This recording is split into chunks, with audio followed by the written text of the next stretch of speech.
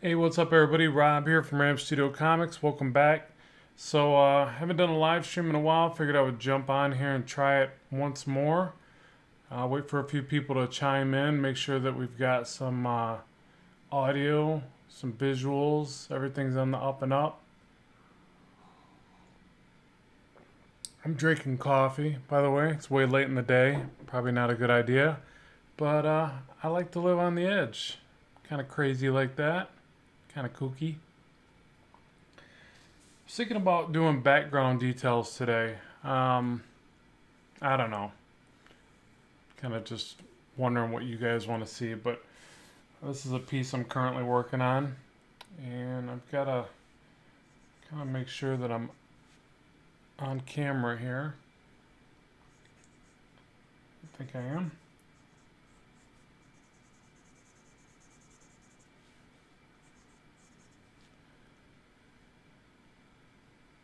Hey, what's up? What's up? What we got? We got a couple viewers here. Can you guys hear me all right? I don't know if I picked the right day for this. It's actually raining pretty hard here in mid-Michigan. I might have picked the wrong. Weather never agrees with me. That's the beauty of living in Michigan. Never agreeing with the weather.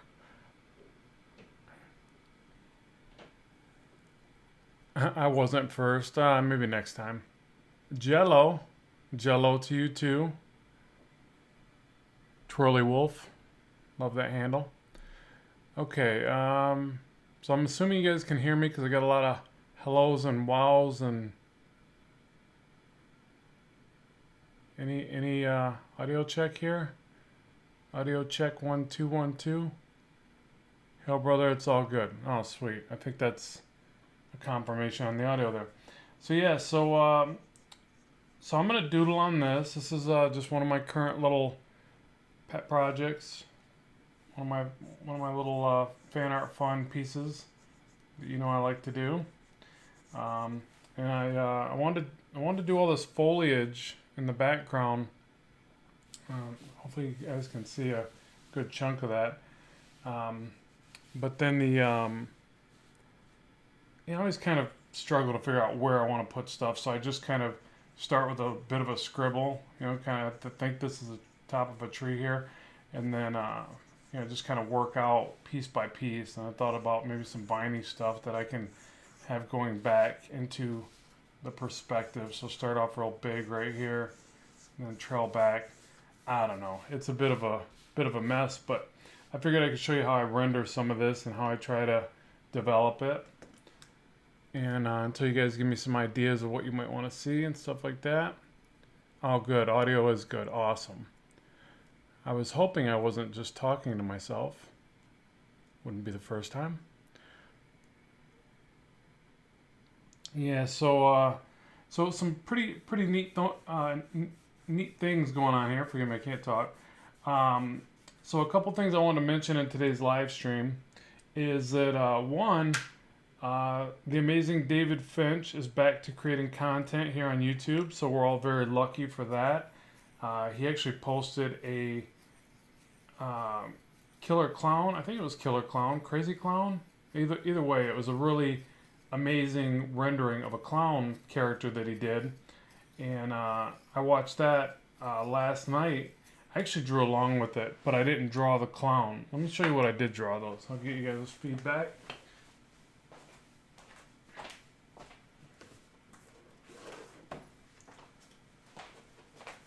Sorry, I had to go get me sketch pad. I've only got about 10 sketch pads going here. But anyways, I drew this one while watching that. So let me see if that comes in. You guys can see it's just a little quick one of the Joker.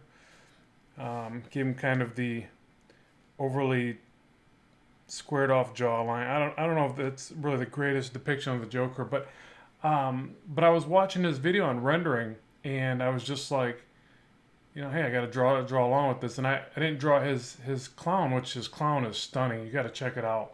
But what's so cool about that is that he's back to, getting back onto the YouTube kick, and that's great for all of us, right? I mean, the guy's been a huge inspiration and motivator for my art. for a long time. So it's great to see that. So be sure to check his channel out. Somebody's welcome to post it in the comments. I don't really know how to do that while I'm doing the stream here, so if someone would do that, it'd be great. But just David Finch, check him out. He's going to be bringing out all sorts of new content, so be ready for that. Also, I want to give a shout out to Jimmy Reyes. He had me on his channel.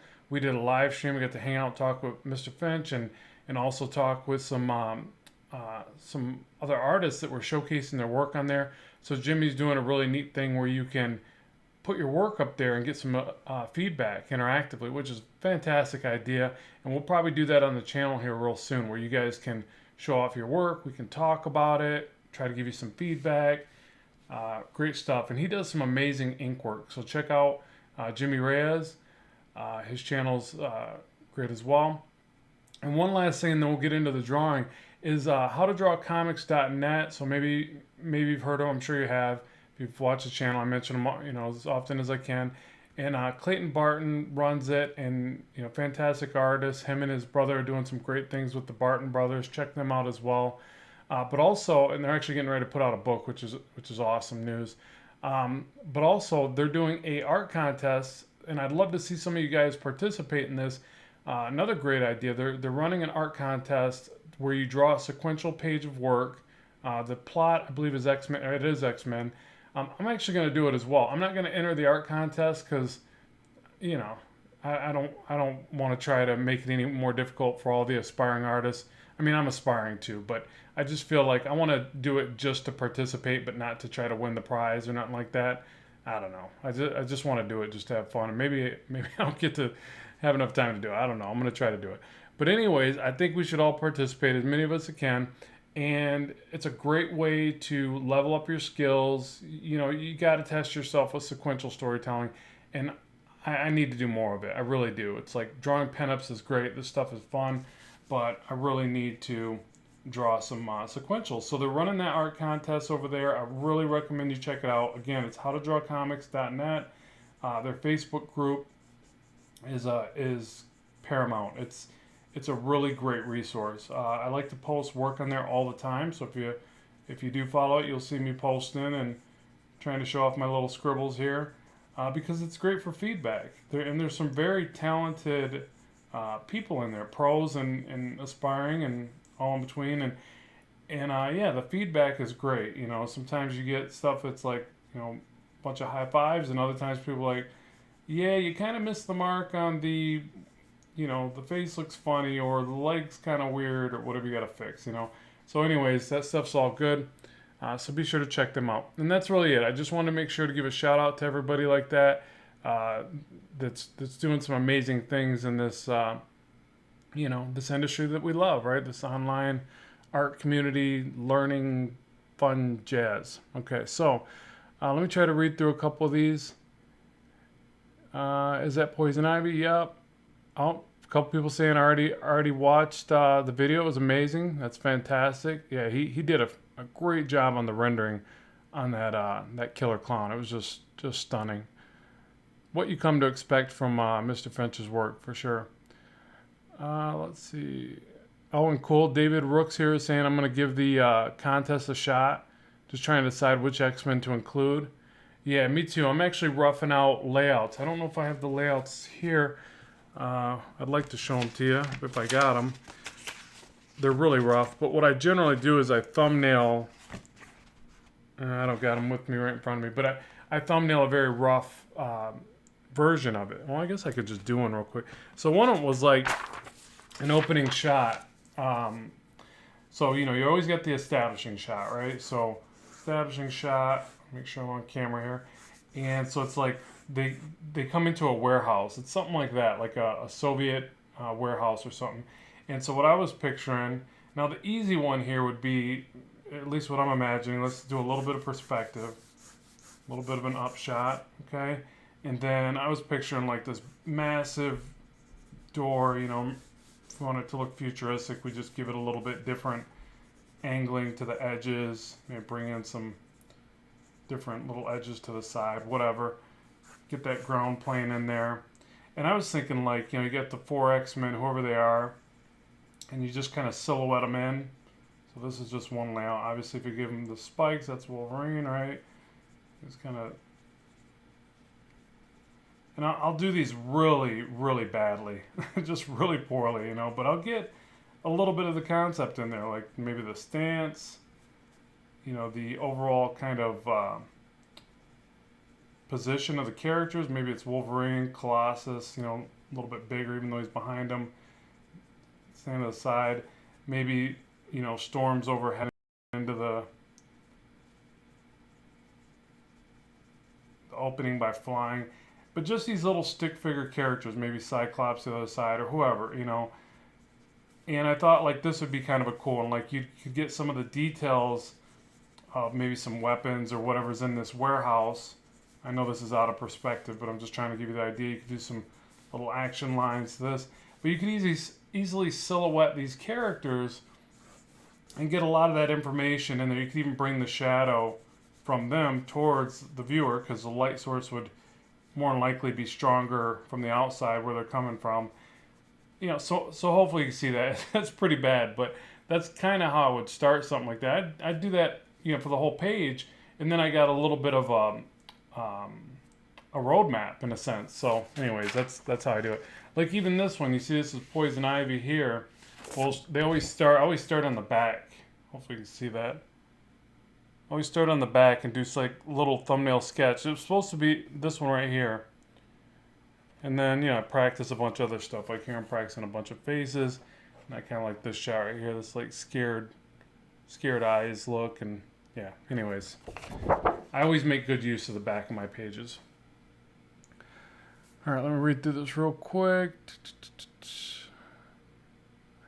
Hello, Svevart, SVE Art. Hello.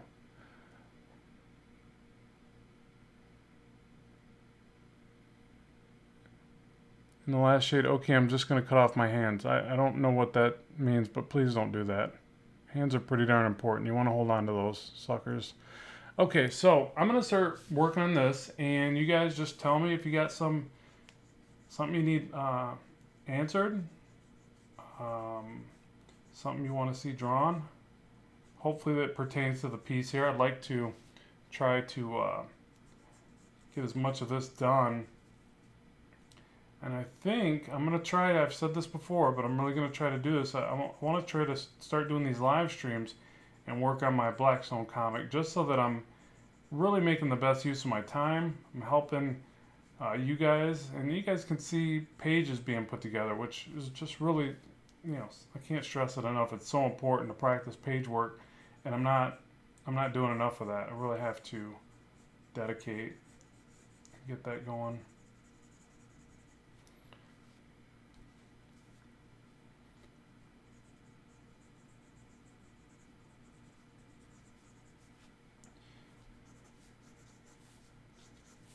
So I'm trying to get some of this foliage in there.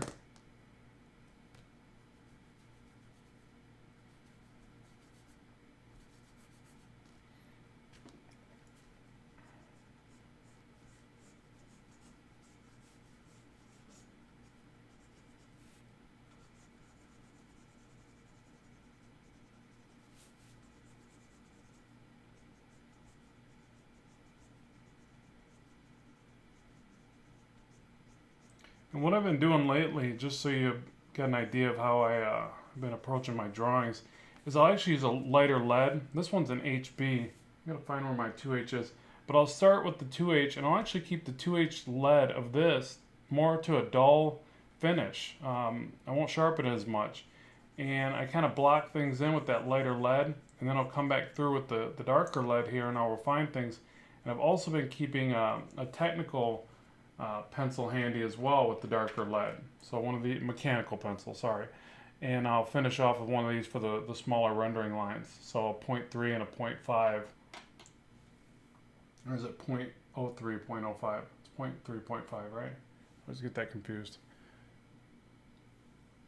And let's see, cheesy question, but if you had to name one, which comic graphic novel is your all-time favorite? Oh man, mine is Original Crow. Is into Original Crow.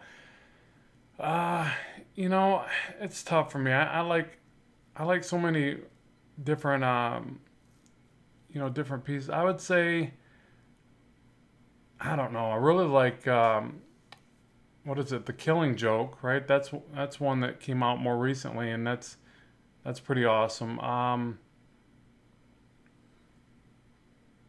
Trying to read through a couple of these.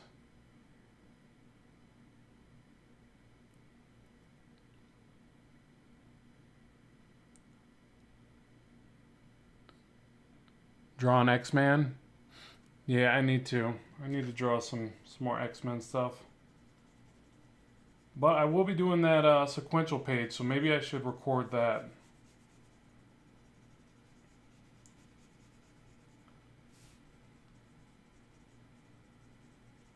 And I'm picturing this being some kind of, oh man, yeah, I got to figure out a way to get this where I can look at the screen without turning my head here, so I can make sure that I'm actually on camera, because I tend to move my page around a lot.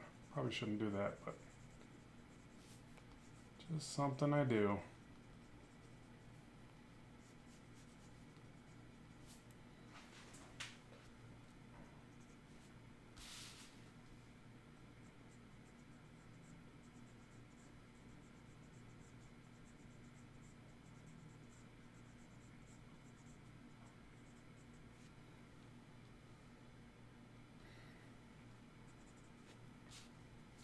Yeah, and so what I'm thinking here is I'm going to try to go back and forth from dark to light. That's one of the things I always tend to struggle with a bit is I might draw this whole area back here and try to detail it all. So what I'm going to try to do in this case is, I've got some light here, right? So you got the tree, and then here I'm probably going to go dark and silhouette some of this in.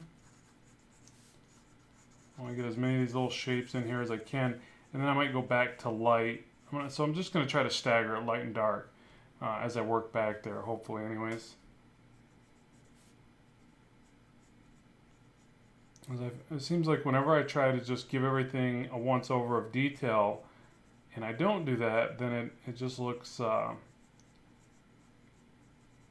almost hard to read. Like it basically just kind of blends all together. So yeah, I think I'm going to fill this in here.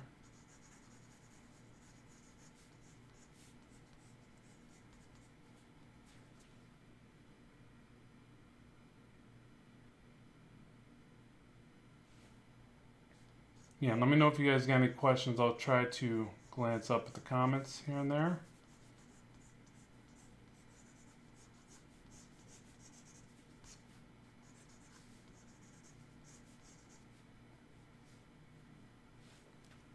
Let's see.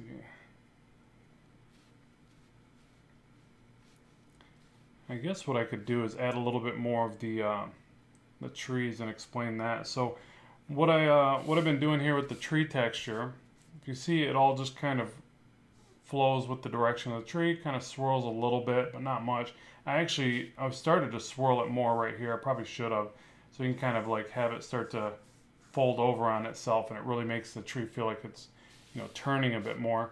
Kind of like how this is doing it a little bit. See that little twist in there? And it's actually really easy to do, so let me show you that. If you take, let's say I wanted to add another tree up in here. Did I just say up in here?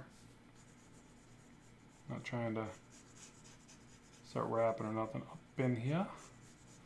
Okay, so let's bring that up in here. You gotta be able to make yourself laugh, folks. And luckily, I'm pretty good at making myself laugh. Keeps me entertained while I'm drawing. Okay, so some kind of basic. This is an ugly tree, but what I try to do is get a bit of bend in there. I always think the coolest trees are the ones that kind of bend back and forth and kind of lean and stuff like that. Something like this, have those branches kind of sprawl around. And let me soft erase that a little bit. And so now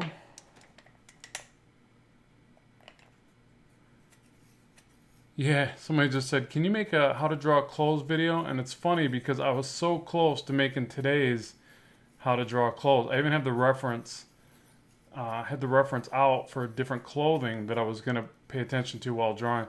I can show a little bit of that. It's just it's all about like picturing the folds. There's a few things that go into clothing, but a big part of it is really picturing the dimension of the folds. I'll show you what I mean here in a second. Let me get my pencil sharpened. The only drawback to these pencils, that's why I like the mechanical ones. You just kind of click and bam, more lead. It's like magic. Okay. Yeah, because clothes are so important. I mean, it sounds funny. Clothes are just so important. They're important. Uh, yeah, drawing them just teaches you so much. So what I'm going to do here, though, is focus on this tree for a minute. So I'll get this kind of bumpy, these bumpy bends going like this. And then I'll draw a few of these lines kind of swirling around the forms. And it's funny, like for a while there, I would always draw this way. So, horizontally through the tree forms. And I just never could get these trees to look the way I wanted. Then I started going, this direction more. And again, trying to sometimes fold these over itself. And they started immediately looking better. So it's such a simple thing, just kind of changing the way I was doing the texture.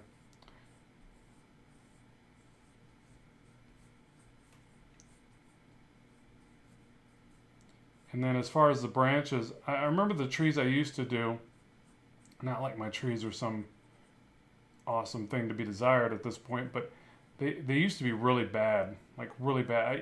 That's what I should have did. I should have got some of my old art out for you guys. It's so bad, and let you really like make fun of it, maybe throw darts at it or something. But the trees, I would always do this like I would always do trees like this. Like it was like the tree was straight up, the branches would come out, and it was like this. It was really bad. And it just all my trees, I'd have like a bunch of trees and they would all be doing the same thing. And then, like I said, I started doing it where they bend and, they knot up a little bit and then they come off a different direction and they immediately look better. And then obviously the more branches, the better, like the more detailed it'll look and the more interesting. But really the texturing inside of the tree, like this part, hopefully you guys can see that all right, is really a big part of it. So just kind of do that. And then you want, thick to thin, some parts of the bark or whatever are a lot more defined. Obviously I got to pay attention to the light source that I've been introducing. You can see from the shadow on this side, the light source is up and to the right. So I'll just kind of bring that in over to here. And then also, like I said, I want this back and forth. So, here I've kind of went light with some detail.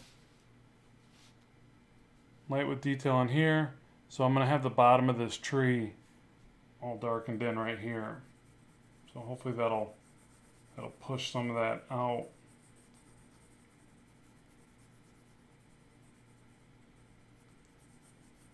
So really shade a lot of this heavily.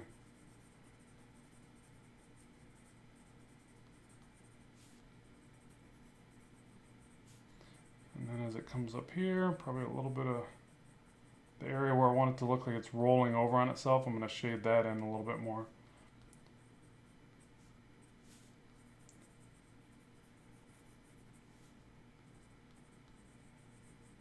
So yeah, at any rate, that's kind of how I do it. And then I just keep breaking off these larger shapes into smaller ones.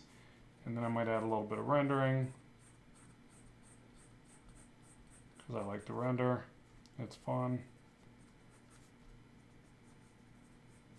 And there you go. There's the base of that tree.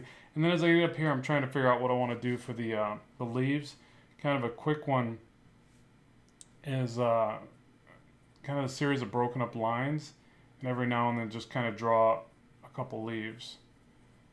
So it's kind of like a shorthand thing. I think I do this more when I'm picturing it going to color, because it's so much easier to do color to texturize this with a few different colors of leaves than it is to sit here and try to fill this all in.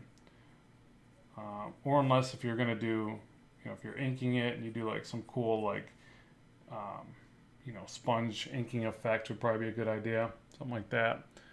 The old flick the toothbrush, it's probably better for something else. Okay, so what else? Let's read through these real quick if there's any questions. Do you get smudging problems? Yeah, I do. I usually, I'm trying not to use a board, but yeah, the back of my hand is usually pretty messed up. Generally, I'll have another page like this under my hand as I draw. Now, in a perfect world, I'd probably start from the right and work over to my left, but I never seem to do that. I bounce around a lot.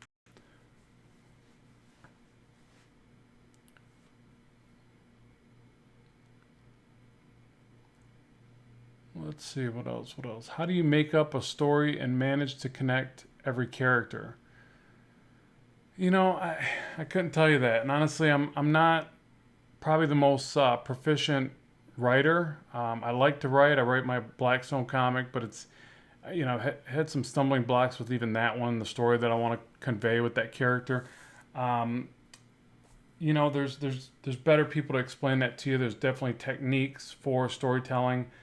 I'll try to bring more information on the channel here for that as I find better content for that. But I need to research that on my own. I'm getting ready. I've had this book for a while, DC's Comics Guide to Writing, I believe I'm probably slaughtering the title. It's something like that, and it's something I gotta read. It might be to storytelling, but kind of one and the same. It's I gotta read the books that I have on writing comics, and then develop more content for you guys on here. So I'll be bringing you some of that real soon. And how about this? Anybody else that's got some good tips for that? Any good reference? Any good source material for writing? Please comment right now so that everybody can see that, myself included. Because yeah, it's so important. It's me personally. I do it all visually, which I probably shouldn't. I do it predominantly visually. I should say that. I'll generally make some key points. The basic plot of the story, and then as I start to visualize, I start to draw, and then for me, the drawing kind of takes over. Now, I've heard of other artists, storytellers doing that. It's not like I'm the only one that does that, but I've also, seen instances or heard about instances where people say it's a really bad idea. I don't know. Different strokes for different folks, I guess. But for me, I'm so visual that's kind of the way I need to do things. But that's not how writers do it, right? They create the entire story, with their verbiage, and then they hand it off to an artist, or maybe they do thumbnails. I don't know, but most writers write, without the thumbnails. And so I wonder if sometimes I get a little bit lost in the my process. So that's why I'm going to study from some people that are better than me at writing stories. But yeah, as I find better content for that, I'll definitely share it. Alright, so I don't know if this area works right there. I think it does. And hopefully I'm staying on camera here for you. But again, I think I would shade a lot of this in just to make these leaves pop out. And I keep going back and forth with that concept. So like as I get to like back here, it would be all silhouette. So if it's another tree, which I don't know if it's going to be, but if it is, this one's going to definitely be in silhouette entirely. Because as it gets so far back, I can't keep going positive, negative, positive. I got to stop that at some point, but it needs to read well. And then what I'm thinking here is I want to try to bring in this negative shape that encompasses her head. So something like this. I want there to be a little bit of a focus that's driving down towards her head. And I'm not the best with composition there, but that's my thought process for composition. So as I get to this kind of edging of this tree over here, I'm not going to bring it all the way in to, it's not going to touch the side of her hair. Might just be some foliage right here. Some stuff that's a bit closer up here. Like I said, I'll probably leave a lot of this blank because I can color that in and get the texture that I want.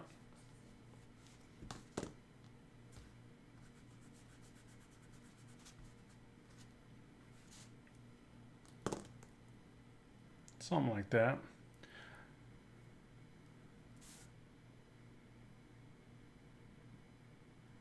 All right, let me read through a couple of... Yeah, Scott McCloud's Making Comics. You know what's funny?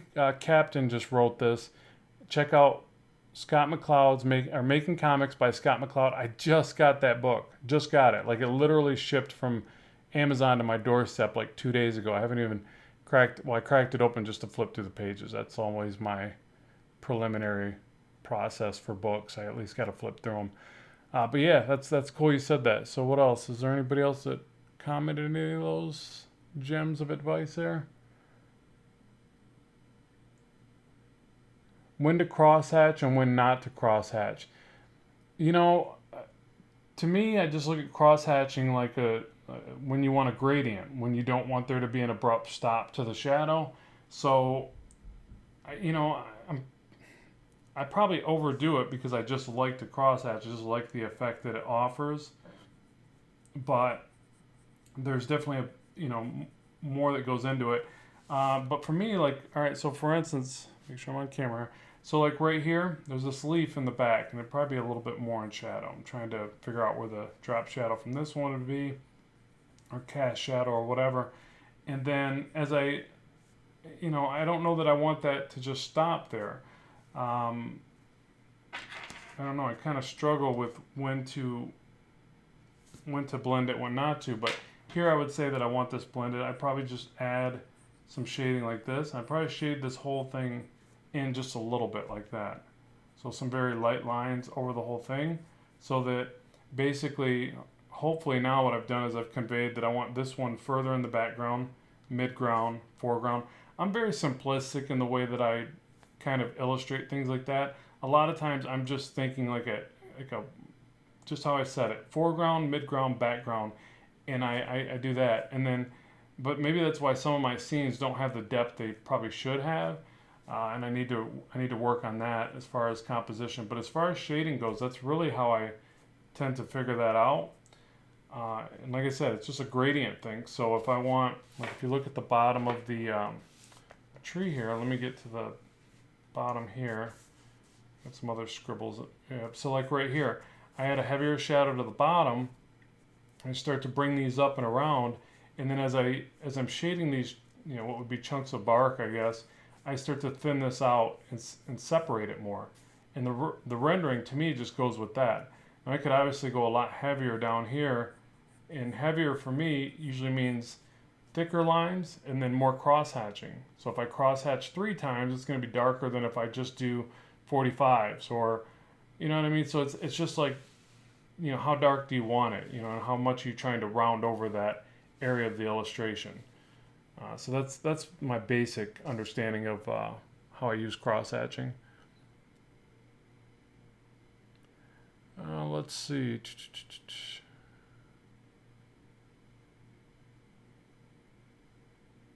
How to draw comics the Marvel way. Yeah, definitely. I think I've read that one more times than I can count.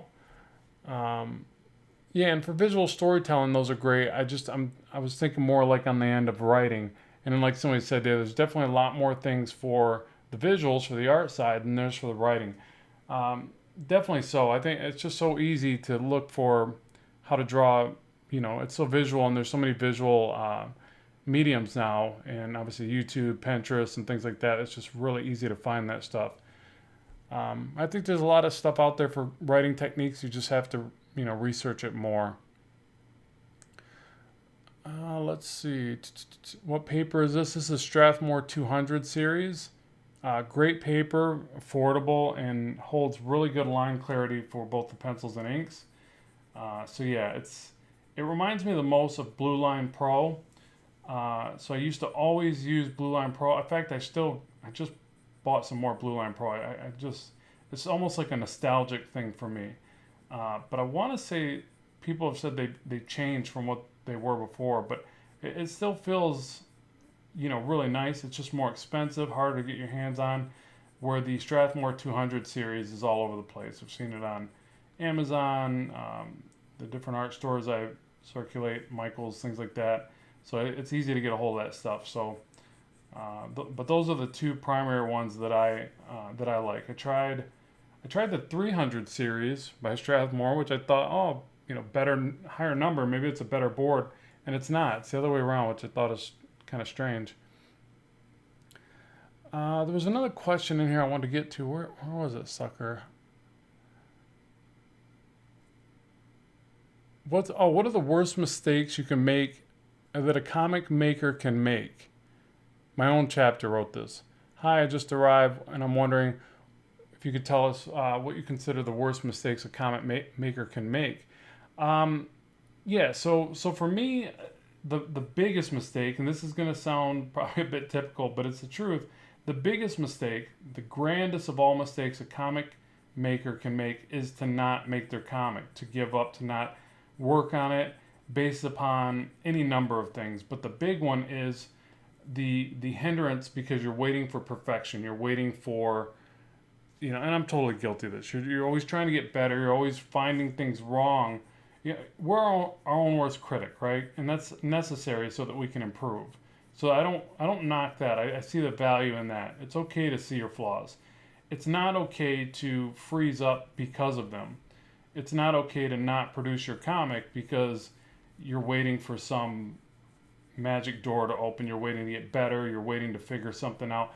Just make the darn thing. Now, as far as, and that probably sounds cliche, right? And I don't want to respond with a cliche response. Maybe if you're looking at the art, if you're looking at the creation, and you say, well, what's the worst mistake you could make? I would say the worst mistake is probably to be too much like anything else if you can avoid it. I mean, some people do well with that. It's makes sense to kind of mimic what works. I guess there's nothing wrong with that to a degree, but you should really try to find some originality. It's probably a silly thing for me to say as I'm doing a fan art piece of a character that everybody knows and loves. It's like, why aren't you drawing your own character? But the thing is like, try to find your voice. Try to be original. At least give your own spin to it. So that's probably the biggest thing is if you make a comic and you're, you just don't know your voice or you're, you're just mimicking something else to death. You're just copying for the sake of copying because you're not going to come up with your own idea. I don't know.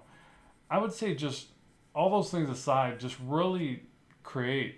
Just make sure to do it because I've seen so many people battling this myself. I should already had my next book out. I always find reasons why it needs to be better, and really we just need to get past ourselves and create because people love the content, right? I mean, don't you want to see more comics? We all do. We all want to see more comics and more of our own, or other people's original voice. We want to hear that. We want to see that.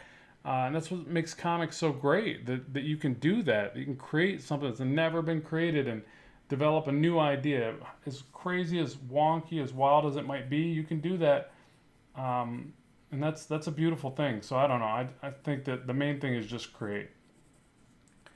So I don't know if that answered your question, but that's my answer. I'm sticking to it. Okay, so now information on writing screenplays translates well into comics. Oh, for sure. Yeah, look at all the movies and TV shows and all that come from comics. It's amazing. Comics are basically storyboards. They're these amazing storyboards that somebody that's got all the ability to produce the visuals to a big production, whether it be an animation, a game, a movie, you name it, it's all right there in the comic. All the groundwork is laid, and a lot of these people that are directors, that's what they thrive on. They see that stuff, and their mind goes to work on how they can make it into a little bit more of a reality in a sense, and yeah, that's. I think when they have that, they can do amazing, great things, and that's why we've seen all these movies that are from comics.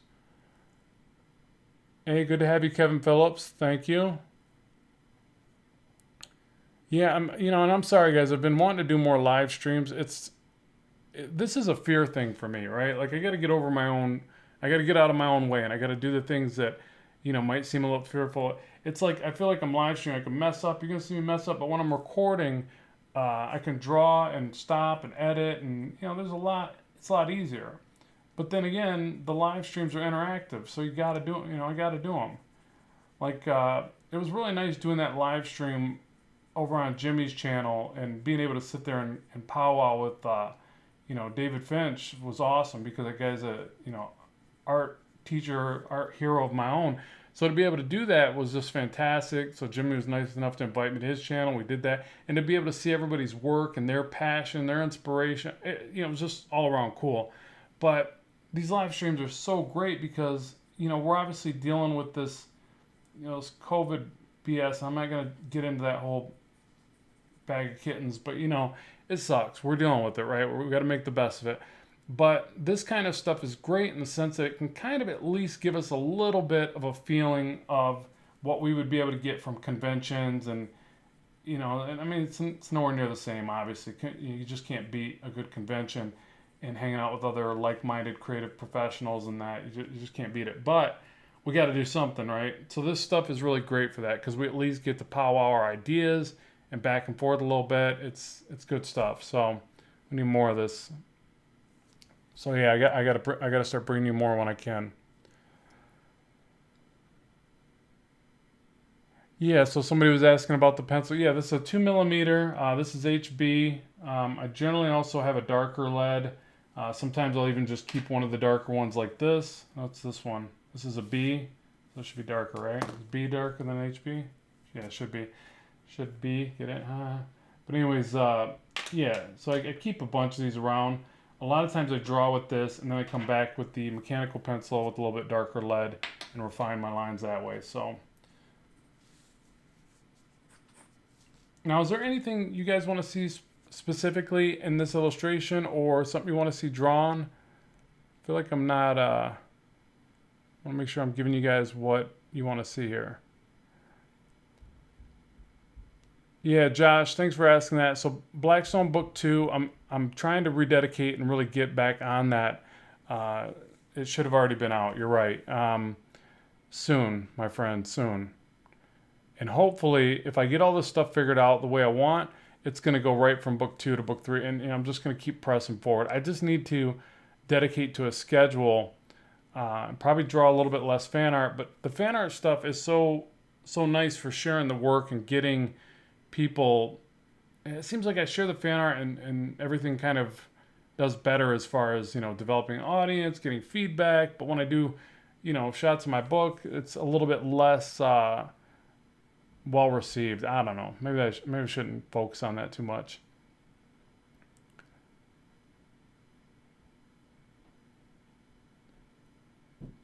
Some kind of animal? Oh, no, I'm not the guy to draw animals.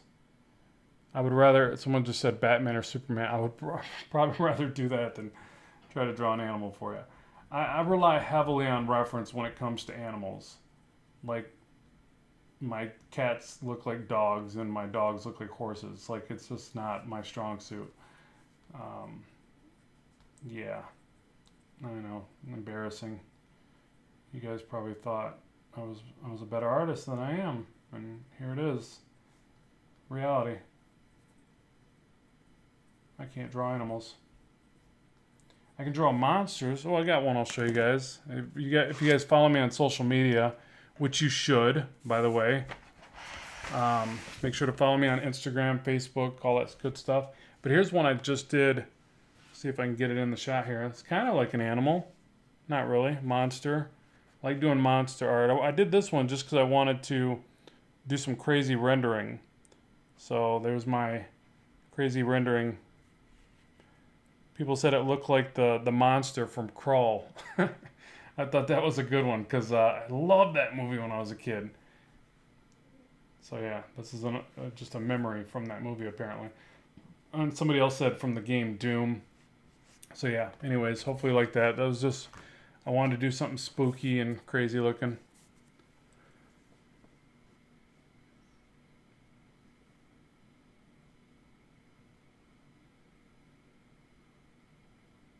Michigan or Michigan State? I either one. Both of them. I'm from Michigan. I just like Michigan in general. I support both. I know that's not what you wanted to hear. If I had to pick one, it'd be Michigan because I grew up in Flint, and that was like, Michigan was right by. I mean, me and my buddies always wore Michigan gear. Most of us, anyways. All right, so if that's even what you meant, anyways.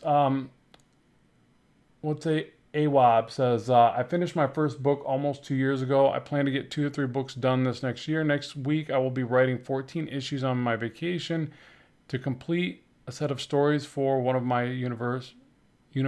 Wow. Man, that is bold. That's awesome. Yeah, I got to get back on my book, and I think I just got to take the traditional method of writing it all down first, thumbnailing every page, and then pinning it to the wall and using that as my roadmap. Yeah, because what I would do is I would just jump in and I would start drawing like I'm doing here, and I would just start drawing the entire pages, and that worked for a while. Like I did all of book one like that, no problem. And then I get to book two, and that didn't work, and I just don't get it. Like that focus has really been a tough one for me lately, and I think that it's because I got a lot of irons in the fire. I got the courses, the Gumroad brushes, the YouTube stuff. So I got a lot of things going on, but I can't let that affect me, right? I can't let that stop me from drawing my comic. The whole reason that I did all of this, I shut down a business for Pete's sake so that I could pursue drawing comics. And I love what we do here. Don't get me wrong. This is awesome. Like the YouTube, I'm very blessed and lucky that you guys all support and watch the channel. So thank you so much for that. And so many opportunities have come from this that I am very, very grateful. But I got to remember that a big part of this was so that I would draw the Blackstone comic. That I at least got to get, just a couple of my own books out to see how they do. Maybe they do okay. Maybe they don't. It doesn't matter. But it'll be something that I said I would do, and I got it done and committed to, and that's so important in life, right? We gotta live up to what our expectations are for ourselves, and then by book 3, 4, or 5, but definitely by 5. But if by 5 it's not like doing enough, and it's just it's not taking off, nobody cares for the character, then I'll move on to something else because I do have other characters too. It's just Blackstone's always been my favorite concept that that I've been tooling around with since I was 18, or maybe not 18. Yeah, I think it was 18. Anyways, but yeah, enough of my problems, right? Iron will. Yeah, that's what I need. Some of that iron will. Okay, what's your advice for keeping a character consistent throughout a comic? Really just forcing yourself, and forgive me if I'm skipping some of the questions here. I gotta eventually get a moderator here. But yeah, keeping a character consistent throughout a comic. For one, it's having your foundation, right? So for instance, like I think I showed you the back of this one. That's kind of what I was practicing here, even though I think I kind of failed on that. Like these faces don't even look like the same girl. But I was kind of trying to practice expressions. At least these 3 through the middle. I changed the hairstyle here on the top one. But you kind of have to do that, even though, like I said, those don't really appear to be the same girl, which means I need more practice with that. And you want to, really, all right, if you jump into doing these different head poses, right, and they're not looking, you don't have any continuity there, I think that you got to just make sure that when you're doing the Andrew Loomis thing, your base structure, get really good at developing this part where it looks like, so you got this thinner character. I always tend to make the head bigger at the top, taper down to the jaw, unless they're like a, Cable or somebody that's like really squared off looking, but for females, I typically do that, right? So that's my basic head representation. I know it's probably lopsided because I'm like, my camera's in the way here, but so I'll do that and figure out where the eyes are, nose, do the 3 sections of the face, right? That one's a little high,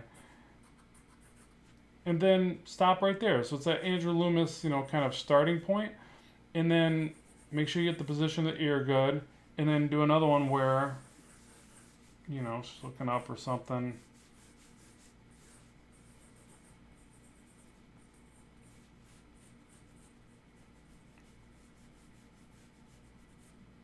So again, 3 sections. Here the top section is going to be almost to the top of the head. And then, you know, the next back here, just looking up. Ears should line up to the brow and the nose. So, you know, practice this a lot so that when, you know, basically like you can see your character even at this stage because you're like, well, this is the proportion of the head that I use for Cindy, whoever the character is, right? And then, but you draw it every which way. Profiles. I mean, go for the ones that are most important. You know, you're going to use a lot of profiles, right? Profiles are easy and they help move you through the story really fast, right? It's like nothing's easier than drawing a profile. If there's a face you can't draw, throw it in as a profile, but practice your other angles until you can get that right. But I used a lot of profiles, especially when I did my my first few comics, Aerial and Assault and stuff like that. My short stories, you know, I kind of milked the profiles. It was just easier. So I would say practice with that, and then, you know, then go through and practice the eyes. You know, practice just the eyes over each one of these. So hopefully, if you do that, it'll simplify. Because I know it seems daunting to draw the entire character the same, panel to panel, page to page, but you just have to do these character sheets, and then after, you know, you start to figure out what shapes make your character, you know, from any pose. Like for noses, I shared this in just a video I just did. For noses, I just do like a circle and a curve now. You know, I didn't do that before. It used to be like this series of triangles for a nose, but now I do a circle, a curve, and I can usually get a pretty, you know, good nose right off of that. And it's easier to draw from these different angles. So I can start with a circle here, and it looks kind of silly at first, and then draw that curve back and find the connection point of the brow, and then work over. Make sure to draw your lines straight across for the eyes, nose, and mouth, even the chin. And in that way, when you start to work over, there's some symmetry going on. But yeah, at any rate, hopefully that helps you. I think that really a lot of times it's in the primitive buildup that allows you to get that continuity. But then it's repetition, right? You just got to draw that character over and over again until it's second nature. The answer nobody likes. Like, you just got to keep doing it. Yep, I am left-handed my whole life. Which isn't easy, folks. Imagine having your poor little hands on those ring binders when everybody else got to draw to the other side of the page, or right. Because I couldn't afford to go to the left-handed stores. Okay, so let's see here. Do you need a degree to become an illustrator? Oh, that's rich. I mean, it helps. Any degree is going to help you succeed. I'm not going to knock that, but no, what you see is what you get. So if you can draw your little heart out, and if you make better pictures than the person with the degree, guess who gets the job? So no, I believe self-education is very effective for art, especially with all the, you know, YouTube and the video course content that's out there. Now, don't get me wrong. If you're going to be a art director, editor, you know, different things where you kind of have to elevate and maybe oversee other art, then yeah, I would think the degrees become more important as that, you know, as that pertains to it. But no, it's, to me, if you're a great artist and visually you can make things more impressive than the next person, I would say that you would get the job, no matter what your degree says. And mainly just because I've met artists that had graduated from amazing art schools, and they just they lacked real ability. Like, you know, I don't want to say that they lack talent. I never really buy into that. Talent is a byproduct of skill to me. Like your skill is your talent. Like you know, you develop your skills. That's what people see and they call it talent. But I've definitely seen artists that I don't know how they graduated, like Ringling. I met a guy that supposedly was a graduate from Ringling, and growing up, I always heard that school was amazing. Um, I think it is amazing, but his work was not that good. It's like I was in a position to be able to hire him for a graphics job, and I looked at the work, and his presentation was fantastic, but the work just wasn't that great. It wasn't comics, by the way, but still, just wasn't. That's what kind of led me to start thinking that way. I'm like, wow, I would have loved to went to that college, but or institute or whatever you call it. Yeah, you guys are talking books. Andrew Loomis, definitely fantastic books. And it's funny is I didn't start paying attention to Andrew Loomis till uh, really till after the channel here. I started looking at more YouTube videos where people were talking about Andrew Loomis, and then I started picking up his books, and they are, oh, I don't know how I did without them. They are amazing. They're some of the best techniques that I've ever found, and yeah, right from Andrew Loomis. I don't know how I went that long in my art career without paying attention to his work. It's really strange. I think it's just there's so much stuff out there that's real easy to get confused as to what you identify with or what might be the greatest thing for you to focus on next. Like I tell a lot of people, I really jumped on Bern Hogarth's books. I always felt like his style was something I wanted to see in my own work, and I paid attention to it mainly because I had heard Todd McFarlane mention him, and I was a big McFarlane fan. So, or I am a big McFarlane fan. Sorry, but so when he said it, I was like, oh, I got to check out those books. I got them. I studied and copied from those books as much as I could. Um, but then recently, people have told me like, hey, you need to not loosen up. You need to tighten up on some of your anatomy. Um, and so it's now I'm being told to pay attention to Brigman, and I never really paid attention to those books. I never saw them and thought those that was the style that I wanted to see in my own work. Or I think it's more than that. I think it's a language. Like art is a language. It's a visual language, and sometimes it communicates to you. Right. So like I've talked about this on the channel. When you see something in somebody else's work and you're wildly impressed by it, I think we really have to listen to that. That might be telling us we need to learn from it. Maybe we're just a fan of it. Maybe it inspires us. It gives us some passion, which is just as important as drawing at times. It's like you study, you draw. Sometimes you just need to be inspired, right? You just need to have that energy and that passion rekindled so that you can put in these long hours and do this, this thing that we know and love. So there's all these different things you have to listen to when something resonates with the art that you're paying attention to. Oh, Mr. Finch, how you doing? Yeah, Brigman all the way, or Bridgman all the way. I know it. And yeah, there you go. So he's telling us right there, and he's the one that told me. I didn't want to say that without his consent, but he's on here. So, yeah. So now I'm going to pay attention to Bridgman. I'm saying that wrong, ain't I? Bridgman, like I'm told, and I'm starting to see it now. I'm starting to see where the solidity of his illustrations, the use of angles and are more important, to convey that style and that rigidness that you need to see. Because if everything's too curvy, it becomes kind of flimsy. So yeah, I'm going to be paying attention to his work entirely. Yeah, and everybody, like I mentioned, you got to check out David's new video. Fantastic. That clown's going to give me nightmares, just so you know. But yeah, I think that we have to be ready to hear. Oh, it's Dave. All right. I think we have to be ready to hear whatever it is that art's saying to us. It might be, again, it inspires us, or there's something in that art that we really need to learn and grow from.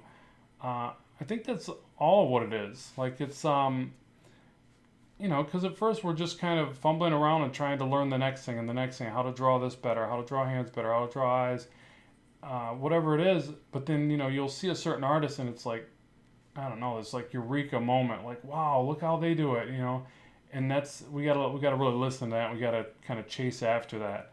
I think that's how you level up the quickest, because if not, you know, there's nothing worse than just, you know, working in a vacuum in a bubble and trying to figure something out. I mean, sometimes you'll come up with some really cool stuff that way, I guess. Um, but yeah, if somebody else has got it figured out, why not take notes from them and level up quicker, right?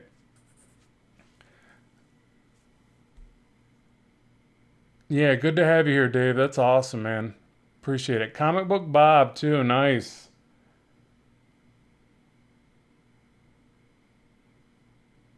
He says every time I practice Brigman, I feel like I'm insulting him with my crap. Come on. Not at all, dude. Yeah, thanks, Comic Book Bob. You know, I'm gonna be honest, you guys. I'm struggling with this foliage. I really am. Hopefully, I'm faking it enough where it's coming together. Dave, can I just send this over to you and you can fix my work, fix my homework here? But yeah, it's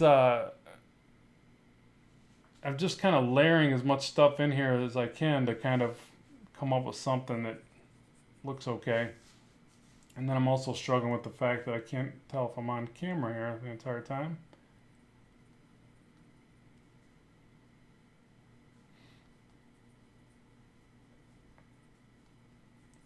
Yeah, that stream we did, you guys, was amazing. So I've already talked about it on today's stream.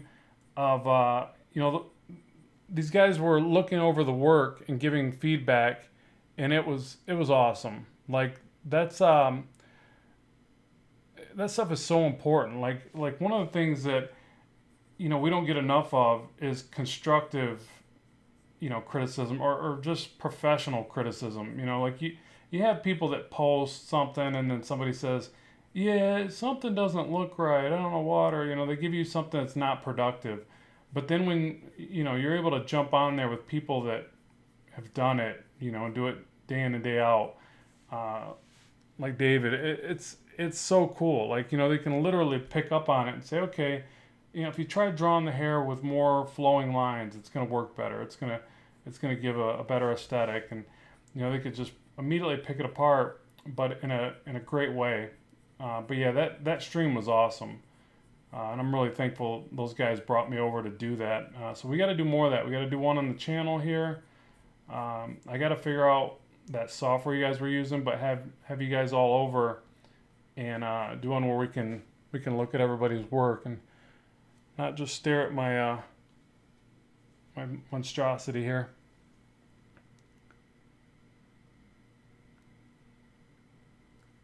Comic nerds represent. Yeah, Dave, you're struggling on your page too? Yeah, sorry, bud. But that does make me feel a little better, just so you know. Like I'm not the only one that struggles. Thank goodness. Yeah, and drawing is the best meditation on the planet, for sure. I agree with that. It's my Zen state, except when I'm frustrated I can't draw something. Maybe I get a little upset there, but it's a good kind of upset. It's where I feel at home. That's why I've done it ever since I can remember.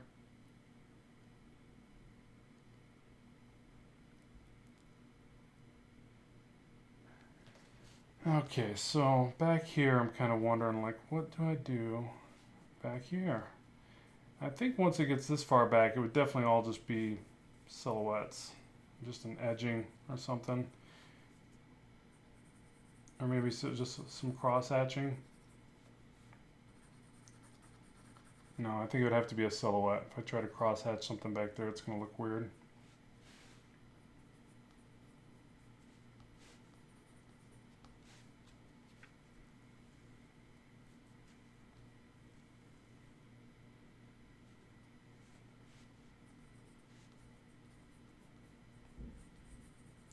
So while I get you guys here, what should we do for some future content here? So I really think that, you know, some more portfolio reviews. That's always a good idea, I believe.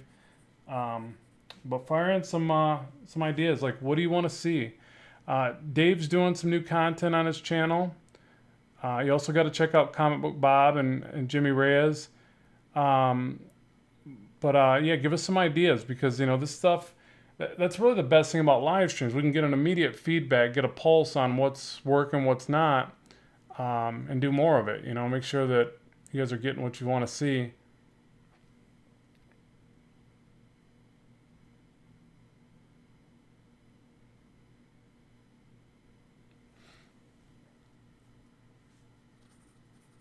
Because me personally, if not, I'll fall into doing the same thing over and over again. If I don't have new, fresh ideas.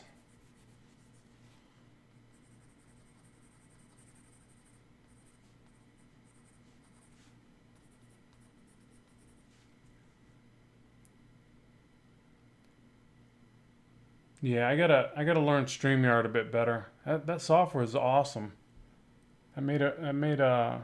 That last one we did pretty good.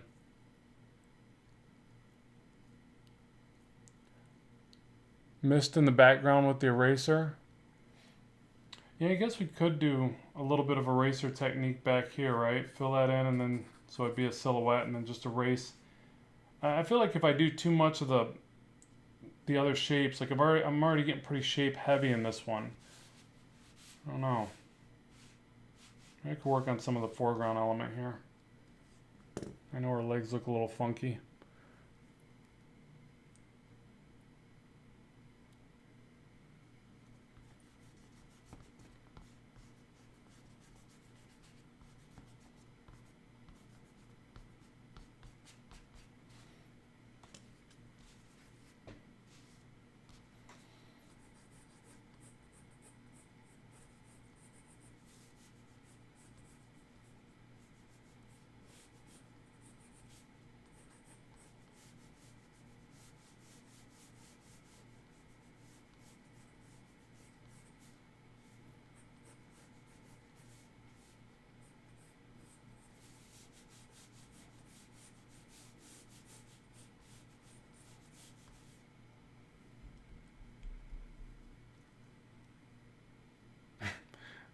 People keep saying various characters. Spider-Man, Batman.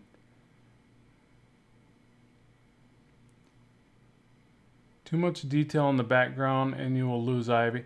Yeah, that's what I'm thinking. I think I kind of already went a little wild with that. So I'm going to have to be strategic when I do the fill-in here of where I place the bulk of the shadows. I think if I silhouette this, it should be fine, but I don't know. And there is one of my struggles, like when to stop. When is enough enough?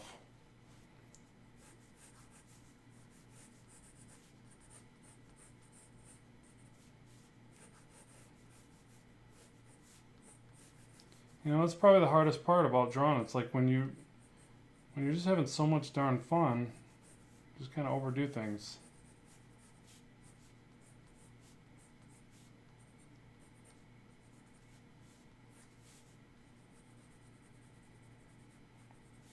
But you gotta love it. I mean, nothing better than doing a job that you never really get tired of.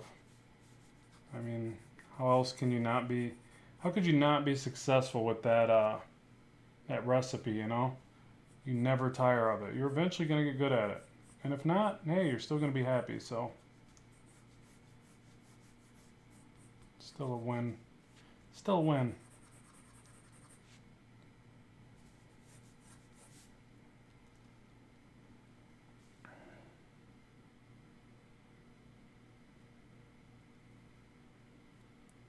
All right, let me read through a couple of these very quickly.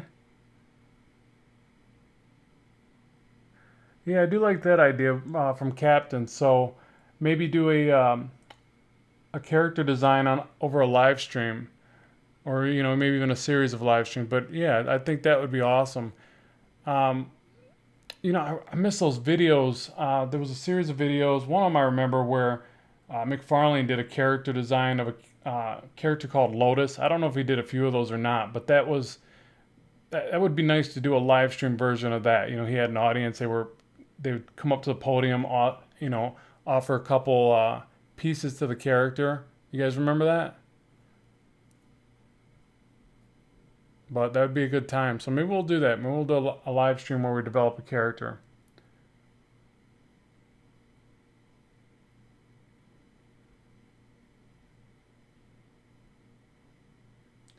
Yeah, thanks. Appreciate that comment, Bob. I got a bunch of eye tutorials. Um, eyes are just fun to draw, you know. So yeah, I've done a few of those. And thank you, Radu Alberto. I appreciate you saying I'm so cool. I didn't know. Kind of was worried about that coolness department. So yeah, thank you.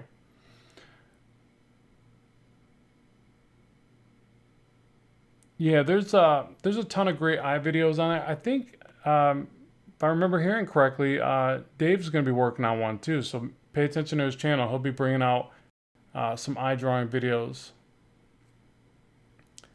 Yeah, they're tricky. The thing is a basic. You know, I can do a real quick version. I mean, I know I've done this a bunch of times, but I'll just show you the basics of it. Let's see here. So the one I like lately, I've been doing this. Seems kind of silly, but I'll draw two big circles. All right, there you go, my perfect circles. And then you know you want some kind of line for the angling of the eyes. So I tend to draw, you know, a little bit of an angle like this.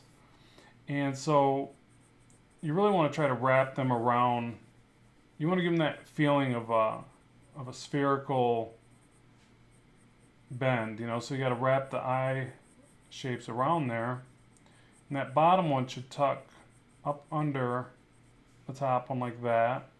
And then also on the inside of the eye, you really want to see this indent right there, a little shadow you get on the inside like that.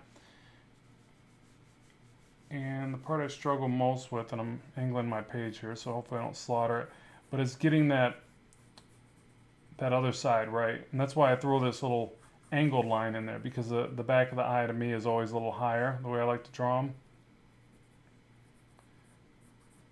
And this is the trickiest part, the curve, and I probably should start with angles, and maybe I'd be able to find this a bit better.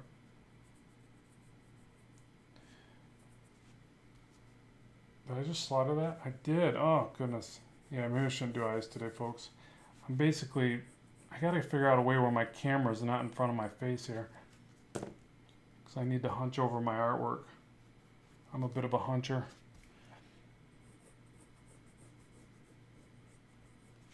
Let's see if I can fix these.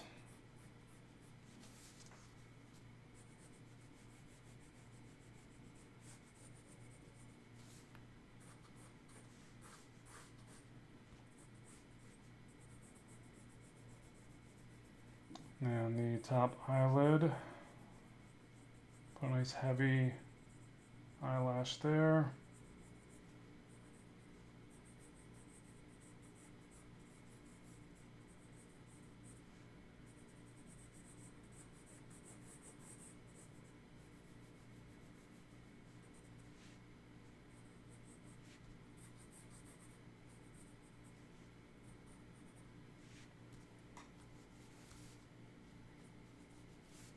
Alright, I'm going to move this down where I can see it. Hold on one second.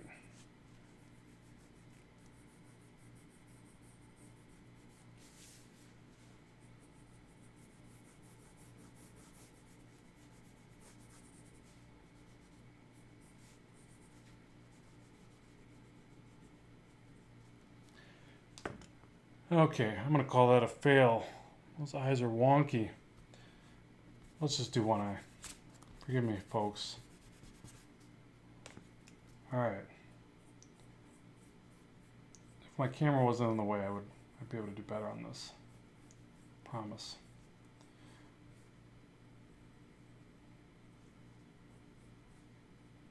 And so the drop shadow on the iris.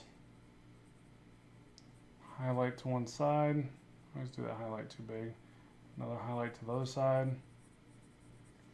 But I feel like a lot of times you got to get the shadow on the sides of the eye. Get that feeling of depth in there. And then I'll take the eyelashes and break those off. Like that.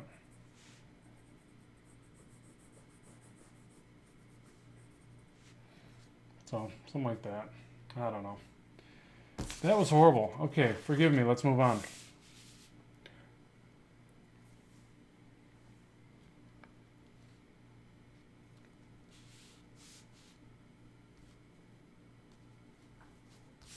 Back to my leaves.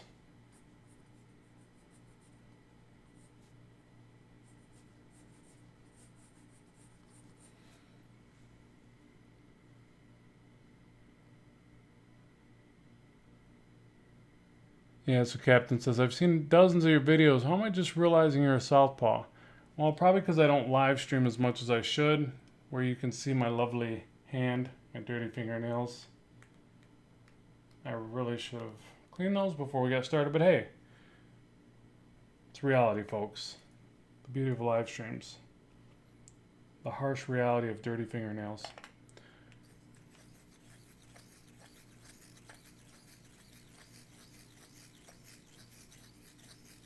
Is this poison ivy purely from imagination? Yeah, you know, I mean, I always tend to look at a couple pictures from other artists, you know, and even, you know, cosplay, stuff like that. But the way this one started was on the back of this. You know, I always have an idea of a character I want to do, and hopefully you can see this. Let me try to get it a little closer. But this is where it started right here. So that's the initial thumbnail concept that I did. And so then I take it from there, you know, flip it over, and I start to rough out the whole page like this. So that's, you know, pretty much how I do every piece. But yeah, I don't want to say it's all purely from my imagination. Like I definitely look at other shots. Like for the life of me, couldn't figure out what her outfit was like. And then you see so many different, obviously, variations. But yeah, so I always have to look at reference. I'm notorious for messing up costumes. Like I don't know what it is about me. Like I'm better off just like taking an initial concept and then just doing my own version because I'm gonna mess it up anyways. Like I gotta really quit doing that. But I think part of that problem is there's so many pieces of every character that, and they all vary, you know, at least slightly, but sometimes not so slightly. So then by the time I put it down on paper, my version's just, you know, a hodgepodge of those different ideas, and sometimes I might be looking at the wrong version of a costume. So yeah, that's typically how I do it, though. I like to at least reference.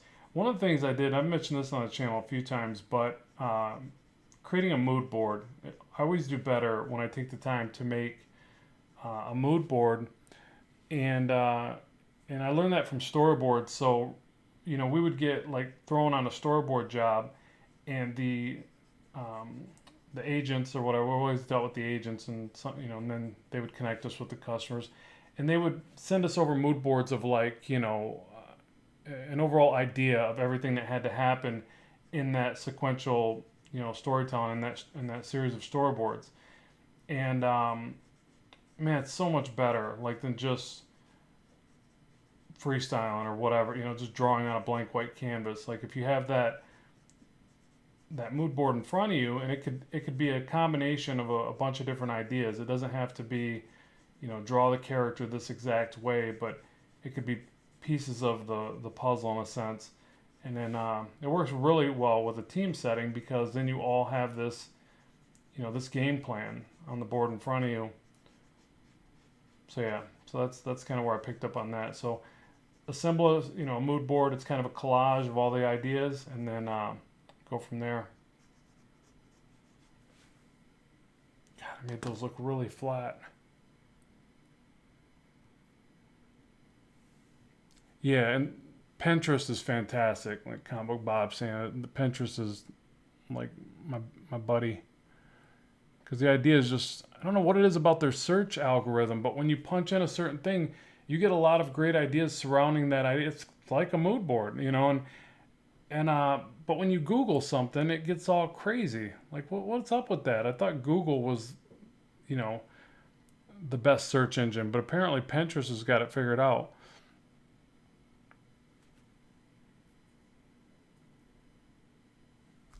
All right, these look way too flat. I literally just put them edge to edge like a wallpaper. What is the deal?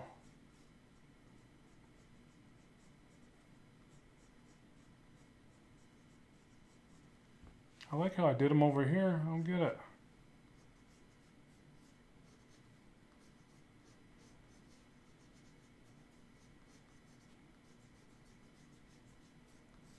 Try to overlap them more.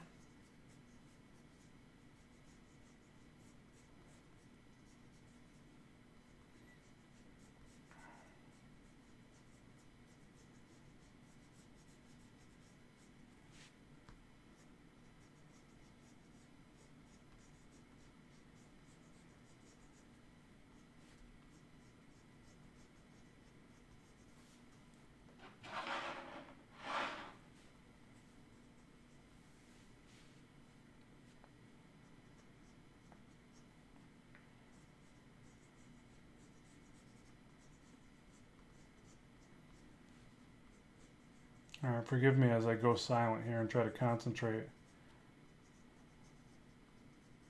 I gotta put all my brain cells together. Such a silly thing. That should be easy to draw, right?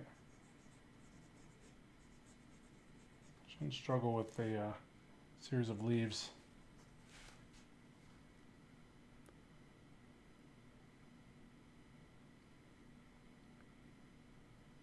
You have one of those weird pencils. How dare you? You take that back. There's nothing weird about my pencil. It's very normal. These things are great. Like, I don't like the fact that I keep having to sharpen them. And I keep trying this. I don't know if this is the right one, but you got like a little sanding block so that you can keep the tip sharp like that. But I always over sand. Kind of heavy handed. So I don't know if that's the deal, but yeah. Get a little bit of a quick point there so you're not constantly resharpening the weird pencil.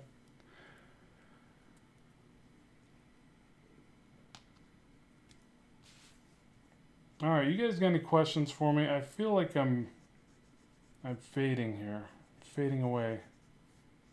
Is there anything I can do for you today, folks?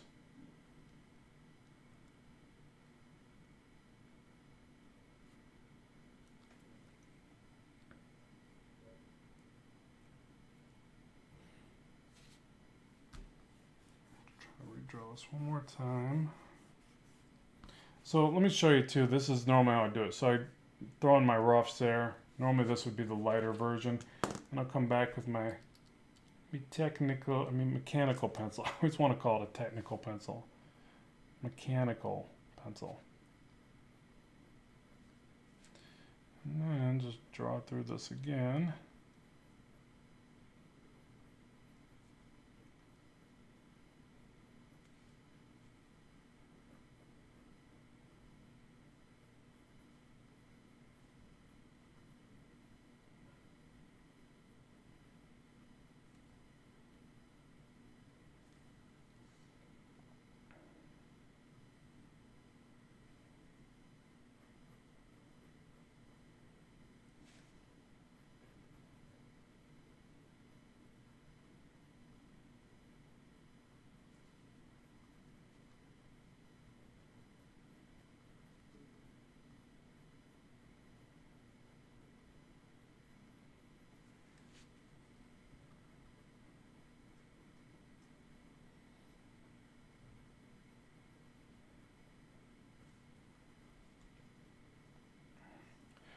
All right, so how many people are bummed about the fact that we don't have any conventions now?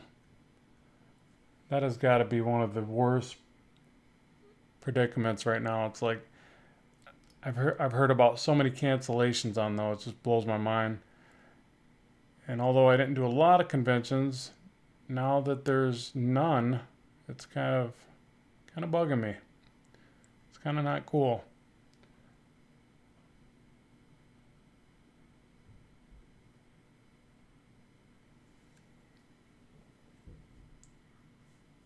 Oh, nice. Comic Book Bob says, I just realized the back of the back of this is actually the pencil sharpener right there. Just take the little thing off the back and you sharpen this way. Yeah, I don't really like that one. It's kind of hard to use and it takes forever to sharpen or something. But this one right here is the bomb. So check that bad boy out. But you got to get this out just enough, and you have to rotate just right, or you'll snap the lead. I don't. At least that's the way it works for me. So you got to be very careful. I start breaking lead.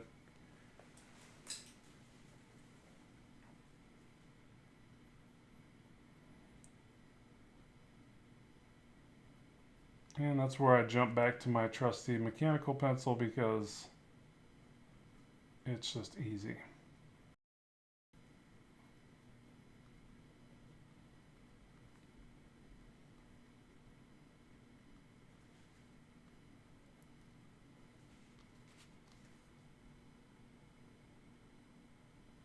Oh, in Argentina, you still have a few conventions? Yeah, I'm hoping this stuff's about to break and then people can start putting something together.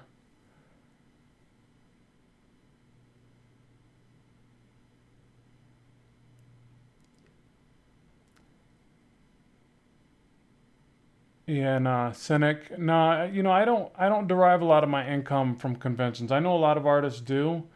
I go there, I'd sell a few prints, few originals here and there, but I just never seem to make a whole lot doing those. Now I know other artists that they've mentioned that they derive a good amount of income from those. So I definitely feel for for them in that situation. That sucks. That's likewise. I feel horrible for all the comic book shops and everybody that's feeling the pinch from all this.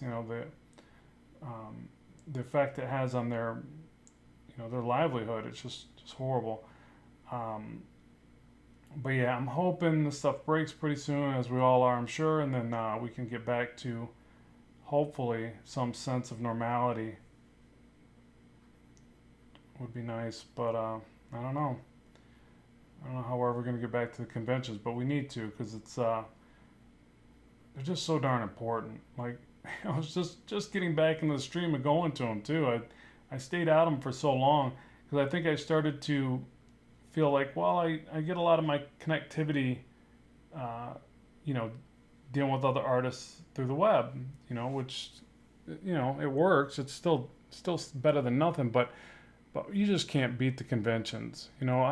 One thing about them is that every time I came back, I was fired up. Every single time, I had like an insatiable urge to draw more. And I already want to draw all the time, but I would get even more pumped going to conventions. Um, so yeah, I just really, I want to get back into that, and it gives you a reason to go out and travel. Like I love doing the Toronto convention. That was one of my favorite ones back in the day. Chicago was a good. I kind of circulated the ones that were around me. Um, what was there? Was another one in. I mean, they're all over, obviously. But for me, it was like Toronto, Chicago, Novi, um, Detroit Fanfare was awesome, and then they just up and stopped that one, which I don't know what happened there. Something fell through, but that was a cool one. Like it was really neat too because it was right around Halloween, and it was great for cosplay. What's another one? I'm trying to remember the other one that I did. Columbus. Columbus was a good show. Yeah, there was some good ones, but c'est la vie, right? Just be glad when they come back.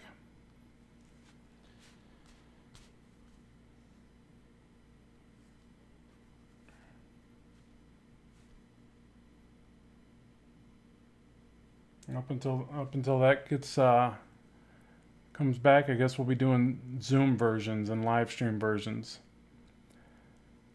Yeah, Toronto. I love Toronto. Like I did that show twice, and I want to say it was Toronto. Toronto's got two, I believe, and it I can't remember the names of them, but there was two, right? And yeah, I went twice, and I should be able to remember the name, but I can't. And it was a good show. It wasn't massive. I would say it was probably almost the size of what Motor Cities is, but then I think Motor City got way bigger. The last Motor City was actually pretty massive. But I just love Toronto. I love that town. It's or city or what? Town city. It's both the same thing, right? Um, just a great time, great nightlife. Yeah, love Toronto. I miss going to that city. But oh, you said what type is this? This is a Graph Gear 500 by Pentel, and this one's a point 0.3. So I generally will use like a 0.5 and a point 0.3, but usually point 0.3 for the finer details, obviously.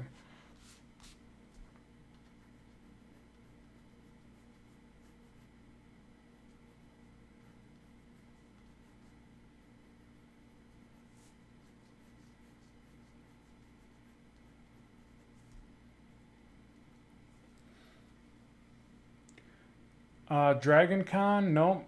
I don't think I've ever done that. Well, now where's that at? Pretty sure I'd remember if I did Dragon Con.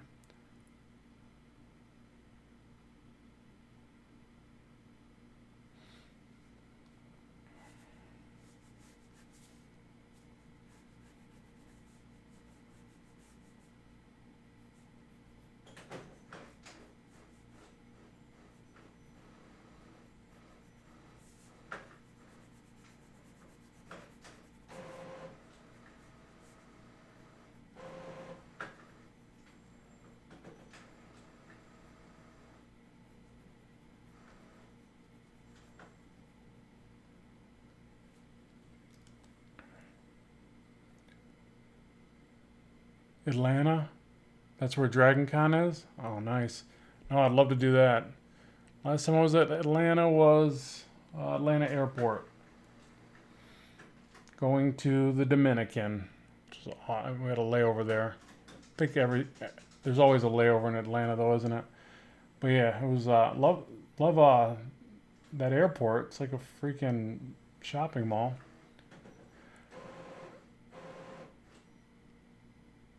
Yeah, I really gravitate towards the fine point stuff. So like I said, especially for the finish work. Um, but I feel like for laying out most of the work, I start with this. I do most of it with a 2H, 2 millimeter lead holder, and then as I finish off, I'll usually gravitate towards this a bit more. So, but yeah, whatever works.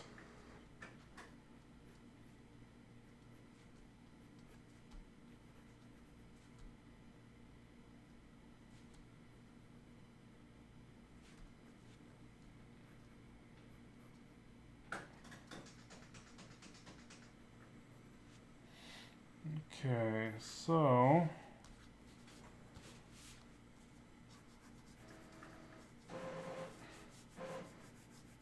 I'm sorry if you guys can hear my printer going crazy behind me. It just decided to start cleaning itself right in the middle of my live stream.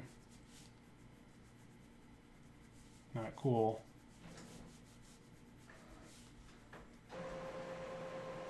You guys can probably hear that, right?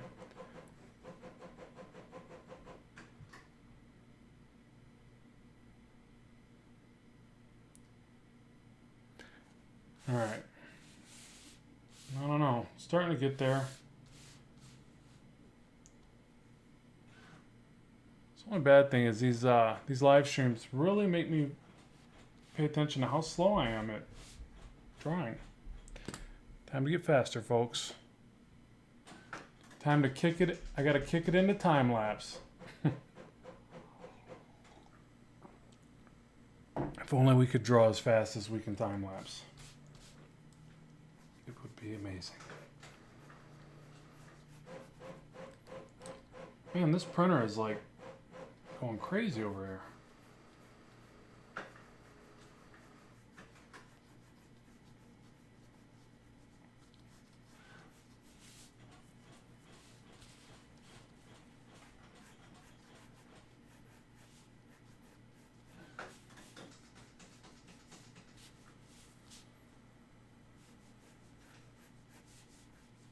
only bad thing about this 0.3 is sometimes I'll dig right into the bristle board.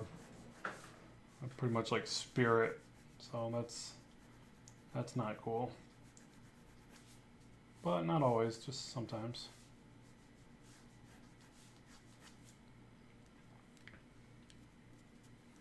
All right, let me read a couple of these comments, see if you guys got any questions here. Sebastian, yep, no problem. Happy to stream. You slow, dude. Compared to you, I'm a tortoise. Thanks, Comic Book Bob. You're just trying to make me feel fuzzy. I appreciate it, man. No, I don't know that it's. I guess I'm not entirely slow, but I deliberate in my mind, like I'm going through these ideas in my head, and it, sometimes I just don't know what I want to see on the page. So in that regard, I feel like I'm slow to, put it down on the page in that that transition from mind to paper. Like, what is it I truly want to see? But I know I'm a lot faster than I used to be. It's all relative, or it's all as you do more and more of it, you just get faster and faster, I suppose.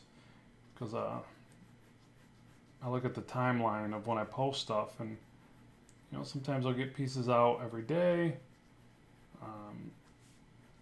Or back in the day, it would take me a couple days, sometimes a week, to knock out something detailed. It generally doesn't happen as much anymore, but. And then there's those things that you're really comfortable with drawing. You've drawn them so much that you slam them right out. Like for me, it's Spider-Man, and it probably shouldn't be that way, considering Spidey's I've heard a lot of people say Spidey's a pretty hard character to draw, but I've drawn him so much now that to me he's the easiest character to draw. Anybody with a mask is easier to me, like, except Batman. Like, Batman is like kind of hard to draw for me, and Superman's really hard to draw for me. Like, he's just like easy to get wrong. So weird. But yeah, Spidey, I feel like I can draw him like effortlessly now, except for the webs. Those freaking webs, man. That's the hardest part. No. AWAB, AWAB, or however you say that. Forgive me if I'm slaughtering that. No, I didn't do all this in an hour and 30 minutes. A lot of this was already here. But yeah, that would be lovely.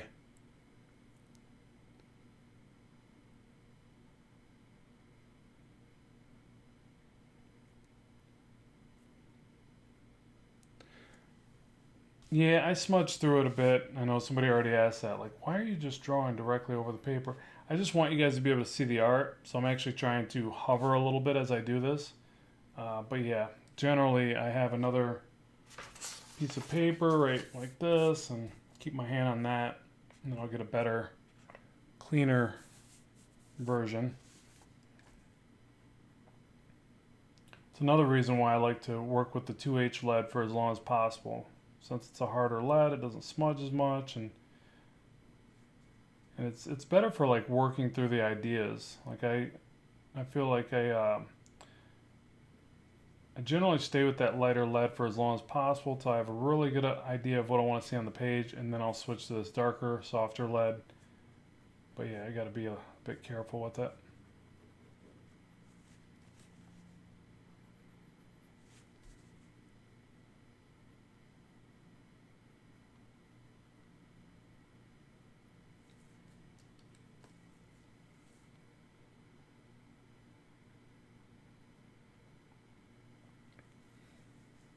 Thanks for being relatable. Well, yeah, of course. I hope so. I'm just glad you guys watch the channel. I said it earlier in the stream, but I want to say it again. I'm very thankful that you guys give me a platform to share the work. I mean, this always kind of blows my mind that I'm able to even do this, that I even have a following. You know, I'm just very fortunate. I'm very blessed, very fortunate, very honored because, you know, I'm just a guy that likes to draw. Just not some big wig in the industry, nothing like that. I just somebody that likes to draw and share the work, and you guys have been supportive, and that's awesome. So thank you for that. Couldn't do it without you, and happy to be bringing some more content your way. Hopefully, I can get on a schedule and do more live streams because I kept saying, "Oh yeah, more live streams, more live streams. I'll do that," because they're fun. I thought, well, I can get more of those on the schedule and do that. But then, what happens is I get so caught up in making brushes or trying to work on a piece, and it's generally easier for me to work on a piece without the camera rolling. I'll just be honest, like it's just easier.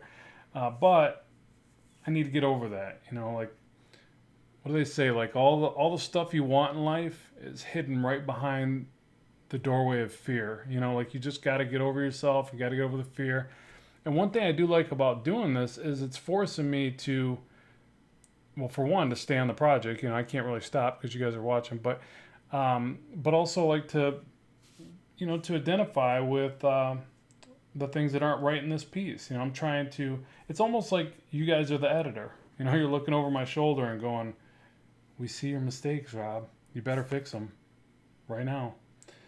But yeah, so it's like this accountability thing, and it's real easy when you work in a studio by yourself to lose track of accountability.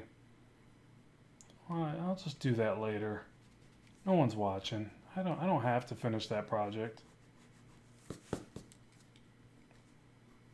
That's what amazes me about people that work in the industry. It's like, I can only relate it to, like I always mention when I did the storyboards, but it was tough. Like, you get done with a project and you submit it and you're all excited or tired, probably usually both.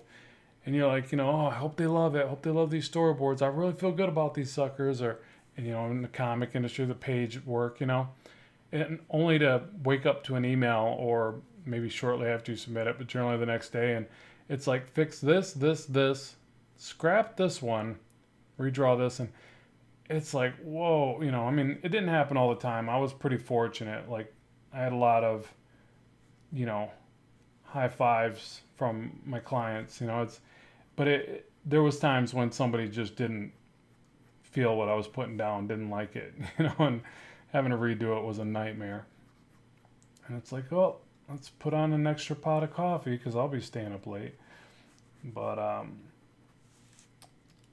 yeah, that's the nature of the business, Like in Imagine Comics, unless you're doing your own project, it's the same way. And that's really why I got to quit doing as much fan art. I love doing fan art. It's fun. It's easier to share with you guys because you guys can look at the character and appreciate it in a different way. Know if I'm doing a good job or not because you know the character. But I got to do some page work. So I think I'm gonna join that contest. I already mentioned it earlier in the stream. In fact, I'm going to join the contest. So howtodrawcomics.net, their Facebook group, and probably I would imagine it's listed on their website as well, but I always check out the Facebook group. They're doing that contest where you draw just one page of X-Men and test your sequential storytelling ability. But really I want to find some good scripts, and I've been wanting to do this for a while. I'd like to find either like a good Spider-Man or Batman script.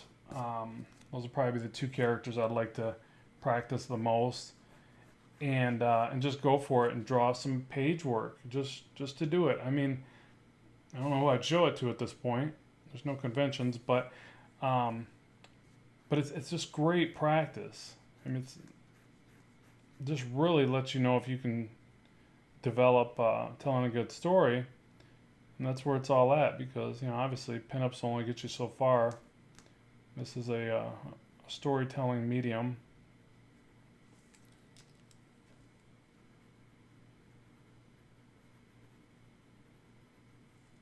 So yeah, I gotta find some scripts.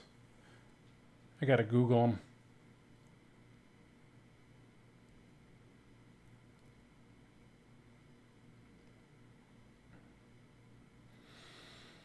So what's up, people? What projects are you on? Shout them out. Anything new and interesting in the world of comics for you guys and gals?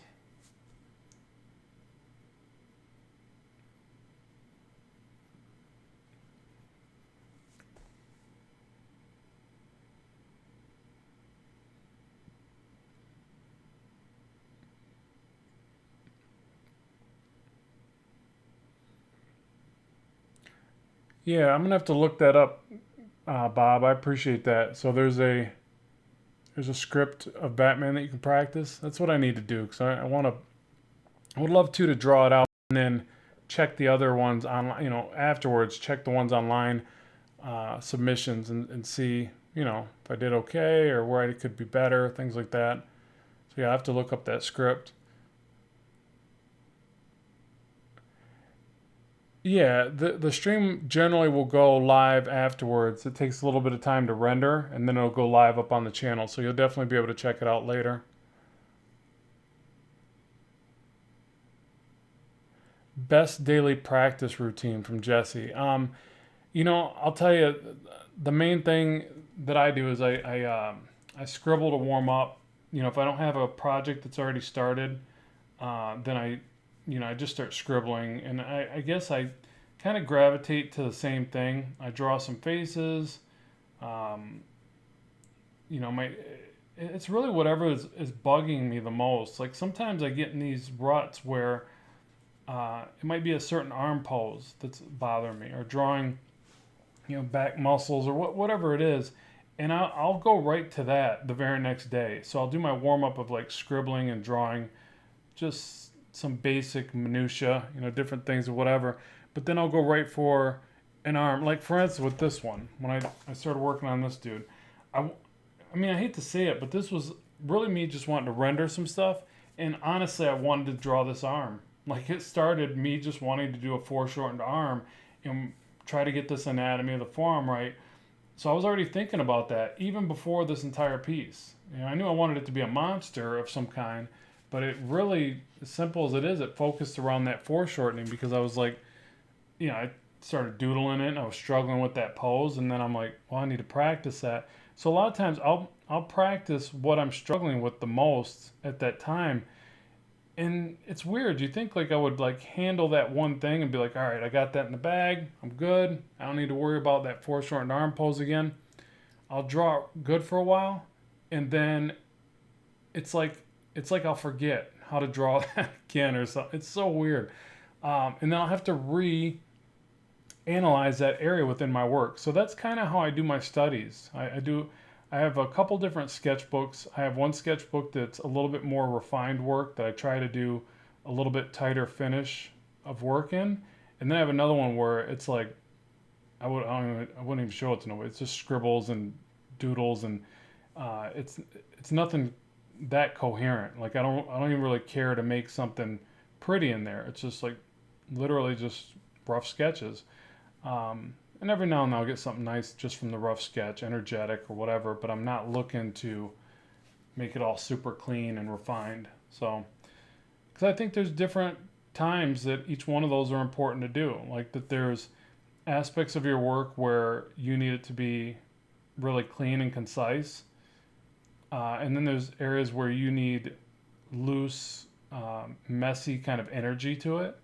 So yeah, I try to practice all those things. Plus, I'm kind of weird like that. Like I'll get like really ticked off that I can't draw a certain thing, and I'll just draw it over and over again until I get it. Um, yeah, it's repetition is really the key to this stuff. I think like you just have to draw a lot. Um, I always hear people talk about the amount of time they draw, and when people say like, I draw like 4 or 5 hours a day or something like that, I just feel like maybe they're not taking it seriously. Like that's okay if that's all you want out of it. That's cool. I'm not knocking you for it, but I don't think there's ever a day I draw under 8 hours, unless I'm just truly not, I'm taking a break and spending time with family and I'm not drawing. But even those days, I manage to squeeze in probably 4 hours or something. Because there's times that that, my family's wanting to do their own thing. So I'll like my own thing is grabbing a sketch pad. I mean, I can't even finish video games anymore because I'll play the video game for a little bit, and then I'll feel like this insane guilt. Not even just guilt, but guilt's definitely mixed in there, and I'll feel like I need to draw more. Or I'll play the game and I'll get inspired to draw the characters from the game. But yeah, either way, I don't even finish games anymore. I'm more interested in drawing the visuals of whatever I'm working on than actually playing. Finishing the game. I'll play the games. Like I just played Final Fantasy the remake, or I'm playing it, I should say. I didn't finish it. And I love that game. It's amazing. It's stunning. The visuals, the gameplay. The gameplay's a little stop and go for my taste. I usually like a little more consistent action. It gets a little slow at parts, but it's a sweet game. And it's put it this way, it's a game that in my 20s I would have played until it was done. I would have played it nonstop until it was done. Same thing with Witcher, which I know there's a couple Witchers, but the latest one, uh, which is probably old by now, it just shows where I'm at in the gaming side of things. But great game, I love it, but I, again, just didn't finish it yet. I'll play little bits and pieces of it. Last game I finished, start to finish, just played it and played it nonstop all the way through was Fallout 4. Um, that one was captivating enough where I just kept coming back to it till it was done. But yeah, other than that, it's like I'll do it. I'll get really into them, and then I wanna draw more than I want to play a game. All right, just reading through these real quick. Can you help me to the 50 subs? Uh, yeah. I mean, do what you're doing, I guess. Like, if you just keep making content, HypeX, you'll get your subs. You just got to keep making content, keep sharing it, and make content that helps people. That's the quickest way to get your subs up. Make whatever your content is, either entertain people, make them laugh, make them happy, or help them learn a certain thing. That's the kind of content that'll get shared on its own, so you don't have to worry. You can just keep making more content. Have you ever worked, Edwin says, have you ever worked on a character design for a long time and then realized someone else had already done it? No, in that sense, I try to work in a bit of a vacuum. I don't look around at what everybody else is doing when I create a character. Not that I haven't really created one lately, anyways. I created a lot of my characters when I was younger, and I just kind of work off those concepts. But the thing is that I don't worry about it looking too much like somebody else. I think that if you give it enough uh, various characteristics, you have a better chance of it. It's obviously going to resemble something else. Anything you do at this point is going to resemble somebody else's character. These big companies have done a pretty good job at cornering the market in that regard. They copyright every stupid thing they get their hands on. So I feel like what you have to do is just put enough of a spin on whatever you're doing.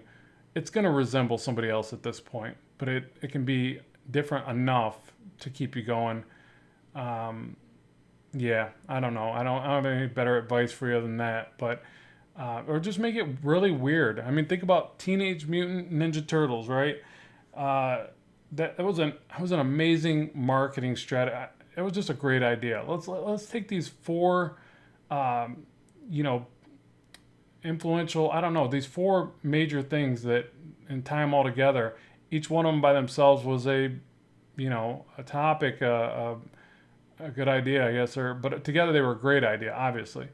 And I think more people should do stuff like that. Like really just throw a bunch of craziness in there and make something different.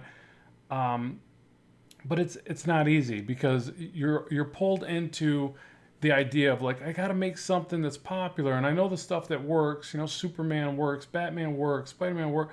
So people kind of gravitate towards those ideas, things like that do work. But it's really hard to make something any more interesting than those guys, right? It's already been done, And I don't think people want that anymore. They're in love with the characters because they've been around so long. They're like, they're just um, they're the greatest things since sliced bread. Like they've been around so long. Everybody identifies with them. Everybody loves them.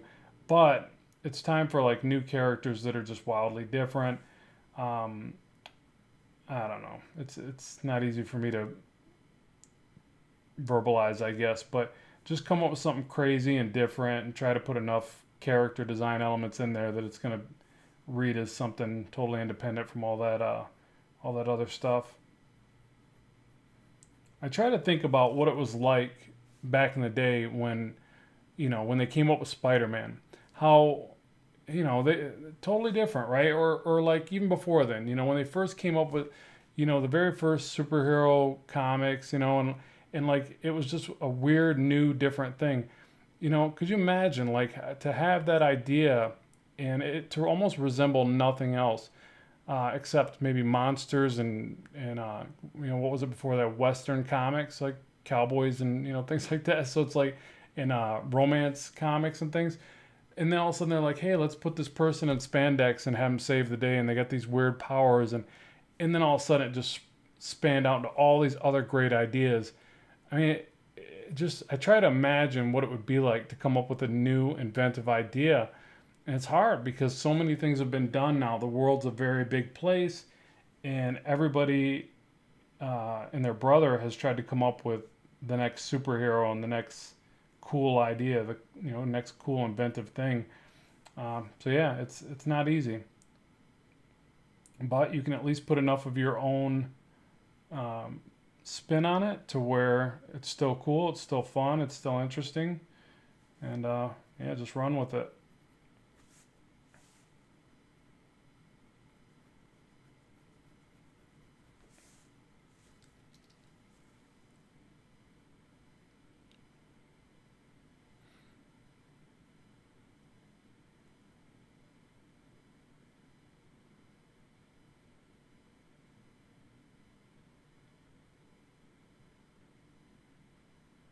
All right, let me read through these real quick here.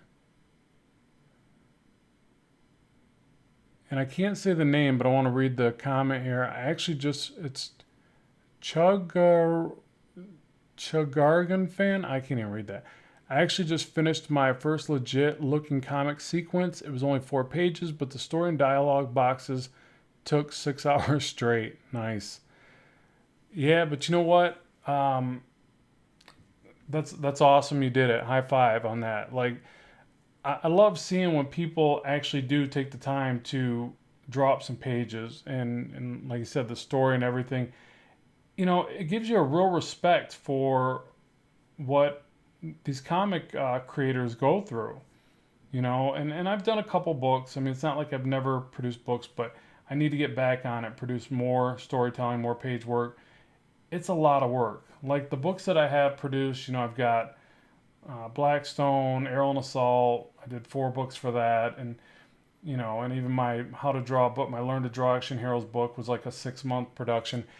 When you do sit there and you put a tremendous amount of time on one project, it just feels great. I mean, you just you I don't know. It's hard to put into words. You feel so accomplished because you dedicated to that one project for so long, and you have that tangible thing when it's done, that book that you can you know show others, that you can really take pride of ownership of something like that.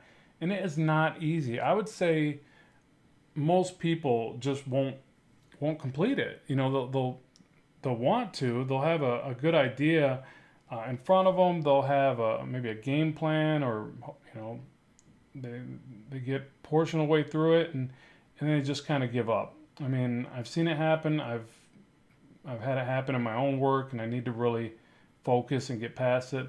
Um, but yeah, it all starts with creating that page work. So it's like right here, I'm doing pin up, and I love this stuff. It's fun. It allows me to practice. In this case, I'm getting to practice foliage and background and pose of a pretty girl, and this is fun stuff. But I know that I can only do this for so long. I got to draw some page work. I got to tell a story. this can be part of a story, you know, a little establishing shot or whatever, but I got to tell a story with it. And then it becomes something more. It becomes something that people can really, you know, relate to. You know, you can only relate so much with a pinup. You know, just it's a different kind of dynamic, I guess. But yeah, so high five to you for doing that. Page work is where it's at. Like, you know, the other thing too is really get together with other artists, other creative professionals, or aspiring artists and writers, and put something together. You know, I know it's easier said than done because uh, you know, people will approach you. Like I get approached all the time to work on projects, and you know, I just had somebody. What they say? They were like, "Hey, let's do this book, and let's present it to Image Comics and this and that." And don't get me wrong, I would love to do something like that, but I just can't. I can't really justify that at this point. You know, like unless it's my own idea, my own project, um, I really couldn't do that. But and plus, I just didn't know the people. Like if I had a better, you know, relationship and I knew the people and I knew what they were capable of and they brought something significant to the table, and maybe I could take that kind of offer.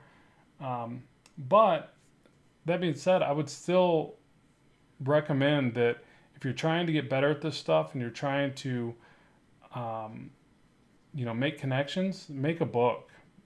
Just make it doesn't even have to be you know, 22 page book or 28 pages or whatever you want. Just do some short stories. You know, that's where I started, and I really miss that. Like we would do like a 6 page short story or maybe 8 or whatever, and then we'd run it as a small zine. You know, we'd print it in these foldovers. We'd go to like Kinko's and we'd print these little booklets of them, and it's awesome because it's getting your it's getting your beak wet. It's making you draw these scenes in a cohesive manner, storytelling, and then you learn a lot. I would say you learn the most from trying to trying to actually draw out. And I don't mean to keep saying draw, but you know, I'm thinking visually here. But write and draw the story. You learn so much because um, it's not easy, and you will learn a lot about yourself and what you can achieve. But hey, I instead of just talking about it, I'm going to be bringing you some more page work because I feel totally guilty saying all this and over here drawing a pinup.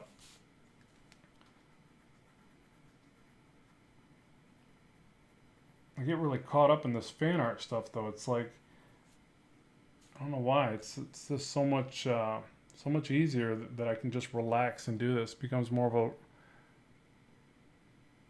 a way to just kind of chill.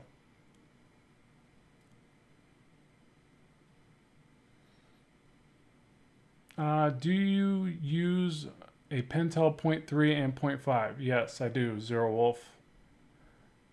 Just using the point 0.3 right now.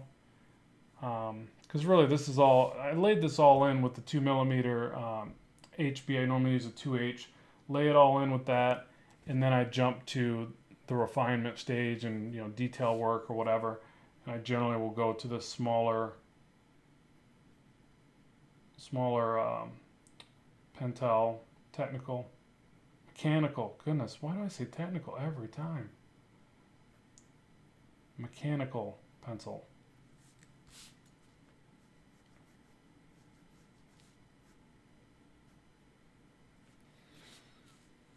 All right, let me read through these real quick. Jay Wayne, do you prefer the Graph Gear 500 or 1000? Well, let's see. This is the Graph Gear 500. I don't know that I prefer one or the other. I buy these things in droves because I lose them, break them, whatever they break, and I've always have a surplus of these. I'll tell you what though, these ones I never have to rebuy. They're like, I guess because they're just a holder, so there's nothing really to go wrong with it. So these are solid. I've had this or a couple of these forever, but yeah, these suckers will break all the time. So.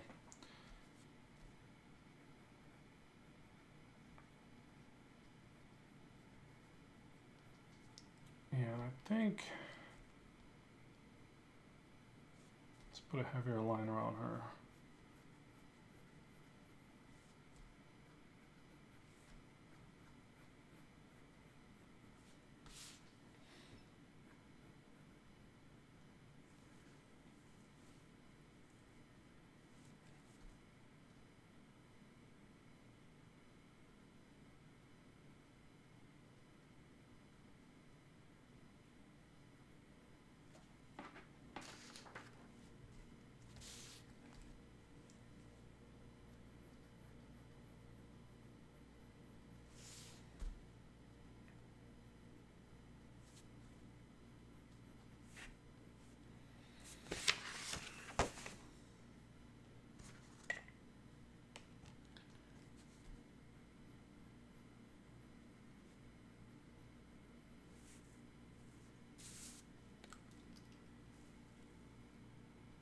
And what's the question? Do you like traditional or digital drawing more? You know, there's aspects of each that I really enjoy.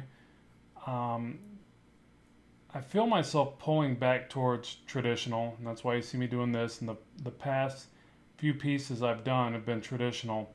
Um, Mainly because I put all this work into digital, and then I don't end up with that piece of work, that original at the end. So that bugs me, you know. And it's weird because for a while there I didn't care because I thought, well, at least when I draw digitally, I end up with a digital file and a video. So for instance, here, let me show you something real quick. I'll get you guys' opinion.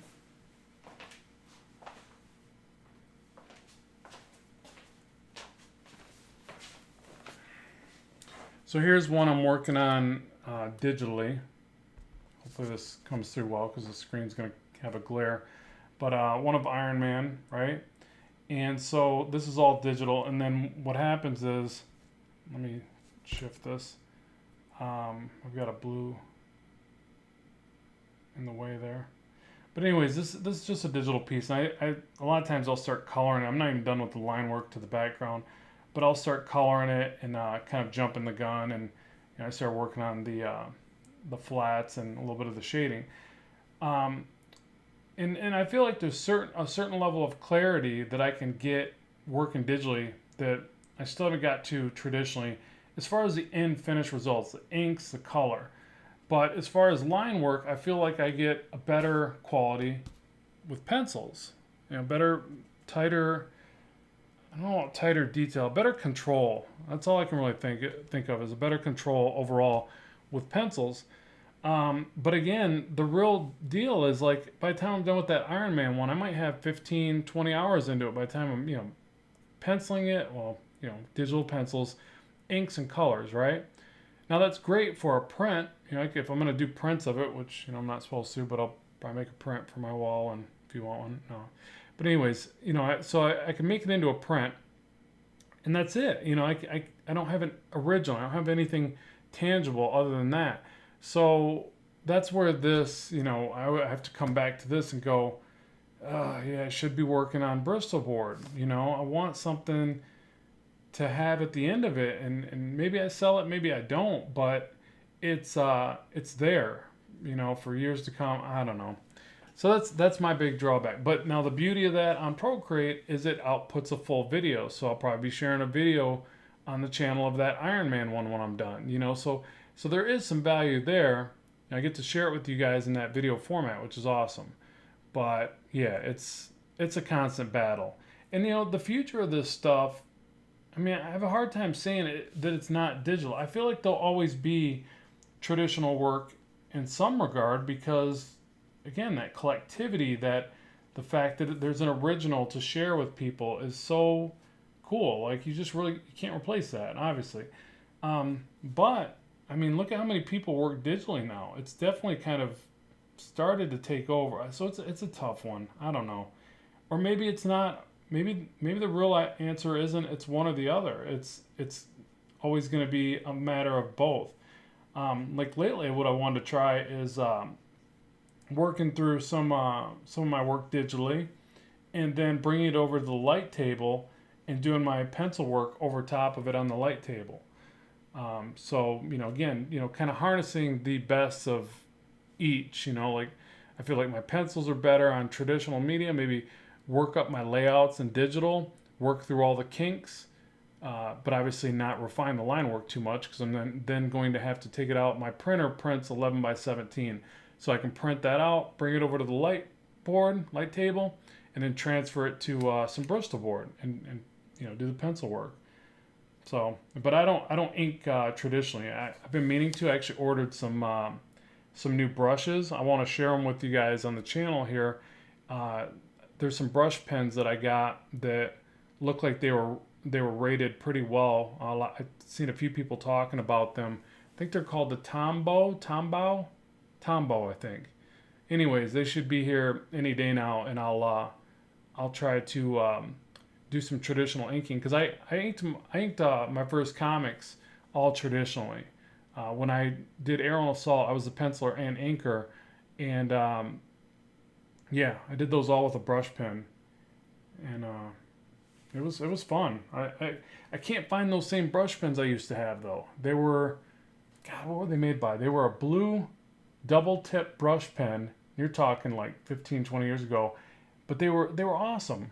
And I could buy them at this drafting supply store, and I got these lines that I absolutely loved. I could never kind of get a crow quill, but those brush pens were spot on. I'd use those and some microns, and that was it. And then all of a sudden, I couldn't get a hold of those pens, and I started looking more and more into digital, and then now I do all my inks digitally. Which I don't know that it's even faster. I don't know. I don't know that it is. I think that basically it's just, cleaner. Like it's easier for me, especially now that I ink on the iPad Pro. I can take it with me everywhere. So, you can do that with traditional, but it's a little bit more work. You're lugging around your art bins and all that stuff. But with my iPad Pro, I can just carry it around and I got all my stuff right there. But yeah, it's a mixed bag. You got quality versus ease of use or portability. I don't know. It's tough. That's why I guess we just do it all, right? A little bit of everything.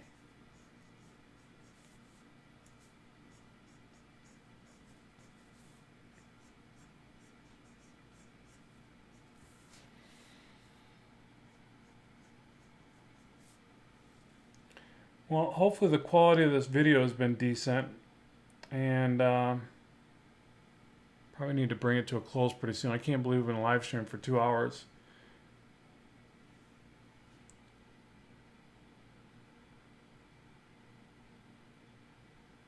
Yeah, good call. Nothing can replace the charm of traditional art. Yeah, and nothing does beat like I constantly think of like the excitement of being at a convention, looking over the shoulder of a pro working on a page, and just being like so motivated, so inspired. I'll never forget those memories. I mean, I still, whenever I can get to a show, I still do it. But as a kid, I was just like in awe, in amazement. And I don't think you get that when you watch somebody work digitally. It's still pretty cool, but there's a little bit of a disconnect there. It's still cool, but yeah, it's just a different way to relate to the art and the person doing it. How do you get this good? Lots of practice. What you want to do is you want to draw till this lead is gone, then you want to fill it back up and do it again and again and again, and then you'll get good. It's as simple as that. Maybe with a little bit more planning than that, but you can do it.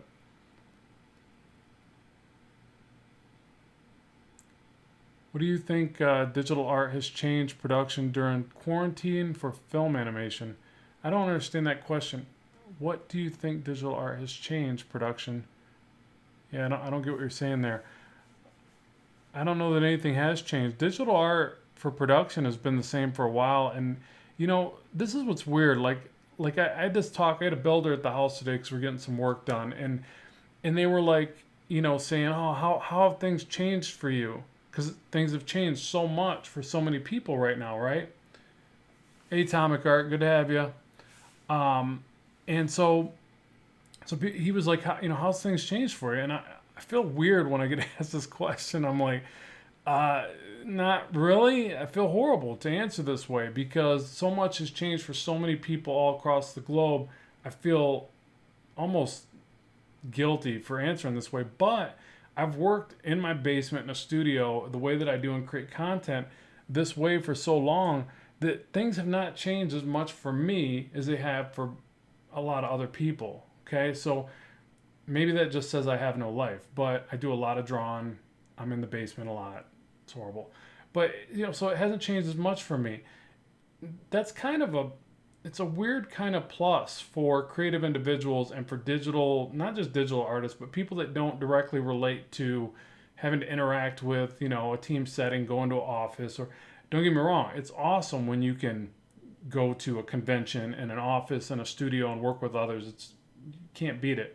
But there's a certain benefit of when you do work separated in a sense, and I'm already quarantined. It's like I saw this one post. It was like self quarantine, stay away from others and be safe. And it's like it said something like preparing for this my whole life. And I was like, God, I could relate because I'm a bit of a recluse. That's why I draw so much, or they're connected. Like uh, yeah. So at any rate, things haven't changed for me as much as they have for others. And I imagine people that work digitally and in team settings digitally, it hasn't changed as much for them because they submit work to the cloud.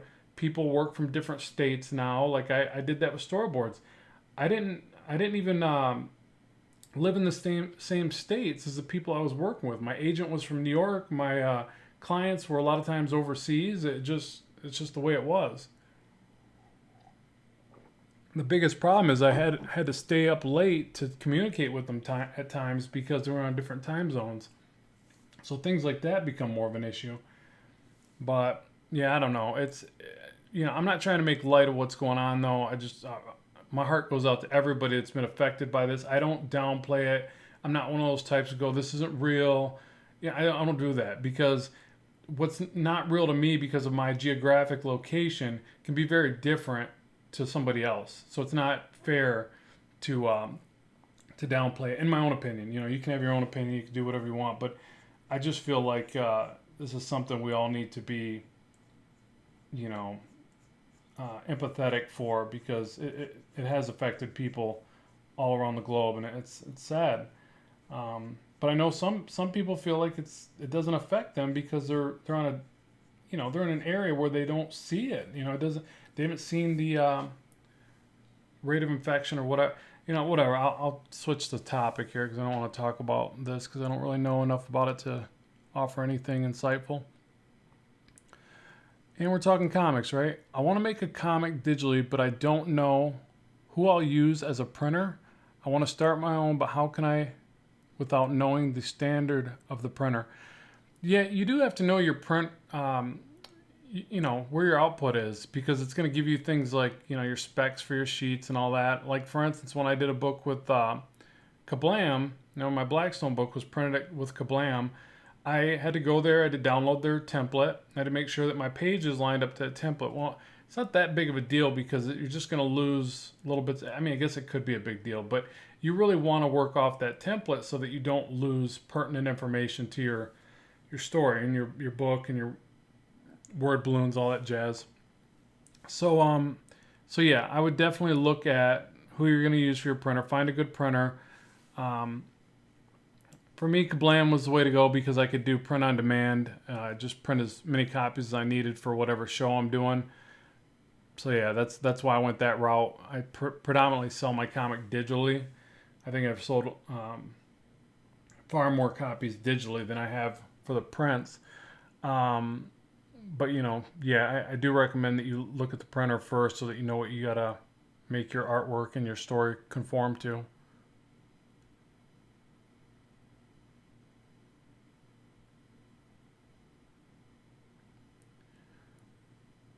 Yeah, that last comment, how do you balance your digital and traditional work? Um, I think that each piece I do, I go into it wanting it to be traditional or digital. So, for instance, with this piece, I knew I was going to draw this on paper, but there's certain ones, like if I think I'm going to go to color with it, I'm a lot more likely to go digital because I can do that all in that digital, Procreate or Clip Studio Paint. So I think that I balance it based upon that. Now, as far as balance and what I do, uh, in a percentage kind of way, is I generally draw about, I would say 80%, 90% of my work digitally. But lately, it's been quite the opposite. I've been doing everything traditionally again. No, I don't want to say everything. I just showed that Iron Man one that I'm working on a while ago. That's all digital because I knew I wanted that to be color, and I just felt like I wanted to ink it. So it just made more sense to do it that way.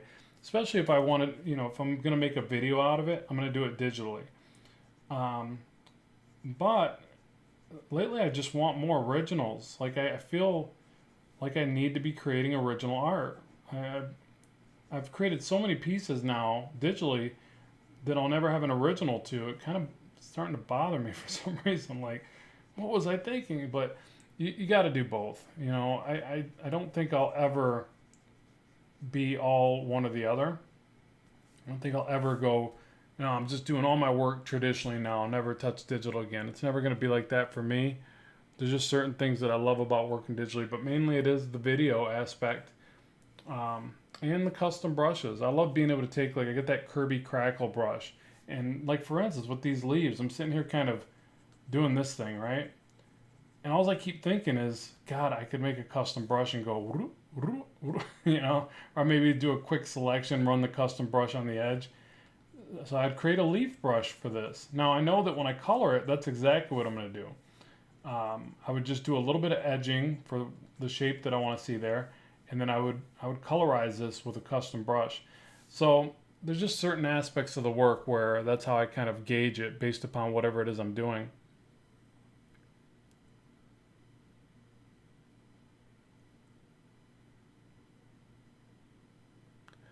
You know, I don't know. So Black Tiger says, how does a two-page spread work with cutoff and bleed?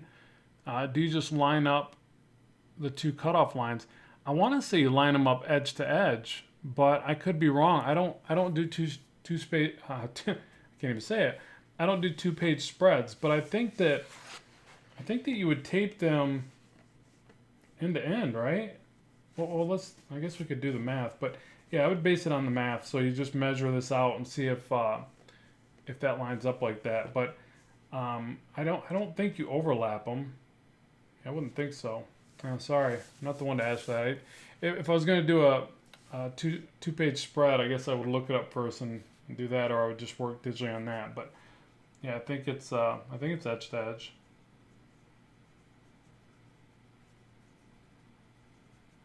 Tell you what, though, I probably should do one of those because I love working bigger. When I was making my pages bigger, I just bought a bigger Bristol board tablet, you know, or booklet, and so I got some of my favorite pieces were done that way. I love working big. I think it's partly because my eyes. I think I do better, you know, being able to see larger. I pack in more detail and tends to be a little bit better of a piece, but they're so time consuming. Like now I'm to the point where I really want to figure out how to draw smaller so that I can slam this stuff out.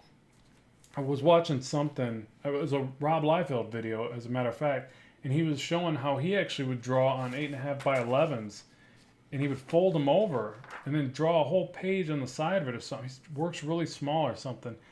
And it like totally blew my mind. I was like, what? How would you even do that? Like to me, it's always been difficult to pack the information in on even an 11 by 17.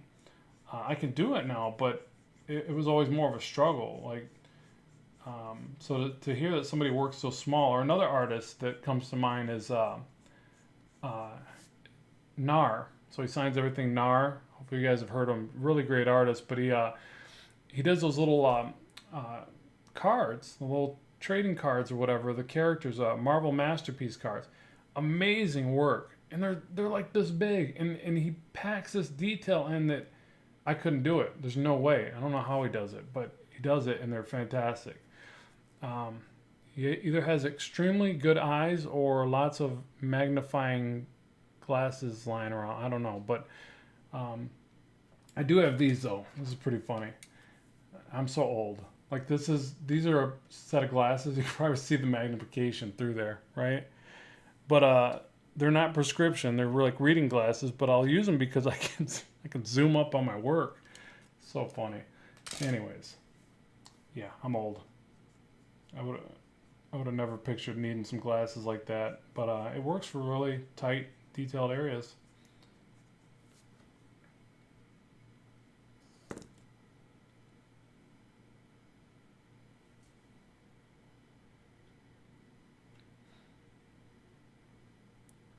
Yeah, someone saying, I like the way the pencil feels on paper, so satisfying. Definitely true. You know, that's the biggest thing, honestly. well, not the biggest, because the biggest is having the traditional art, but the next biggest thing is the feel of the pencil and the control as it drags across the page is so darn important. Like, I have went through multiple um, screen protectors on my iPad. I've tried all kinds. I've tried Paperlike. I've tried we'll set Under Armour, Tech Armor, not Under Armour, um, Tech Armor and different stuff. And I landed on the Tech Armor anti glare, but it just doesn't feel like this does. You know, when that drag on the paper is really, you can't beat it. You just can't. It'll be amazing when they finally figure that out. Somebody gets closer with these devices, but you just can't beat it.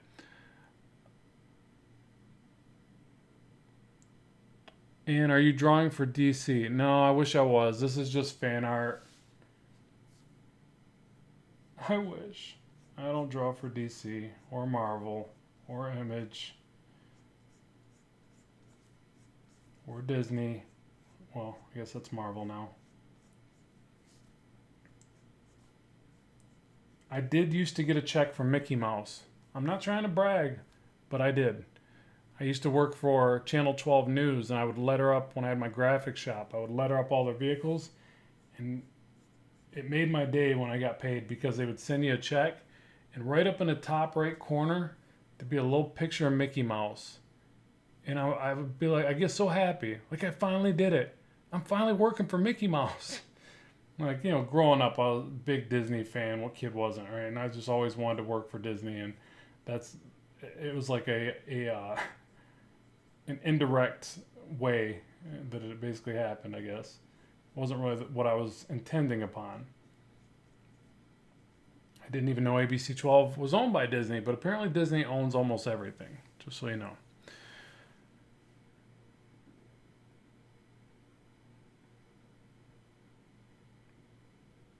Yeah, it doesn't feel the same. So Michael's making that comment. Very true. I have a digital sketch pad, which I love to use, but it just doesn't feel right. Yeah, it's just not, it's not the same. It's great. It's fantastic in its own right. They're amazing devices. I love using them.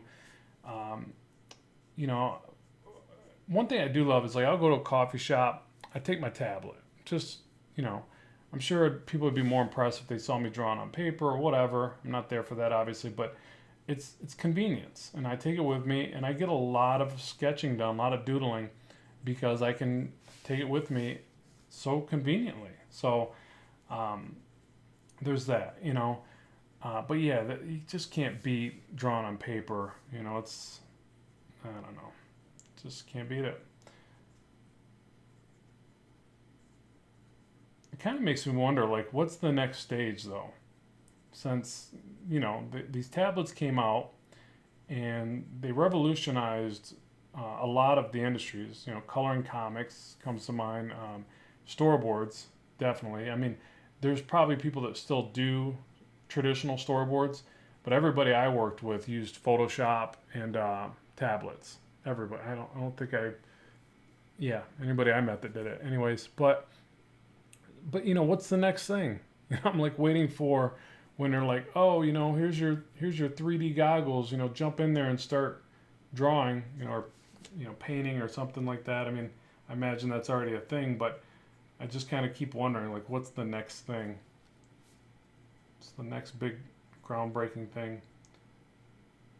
Or like even like with 3D printing, like I do a little bit of ZBrush and sculpting, and I want to get a 3D printer and make my own characters. I just think that'd be, if nothing else, it'd just be fun to do. Share with you guys on here, obviously, and I just think it would be a blast.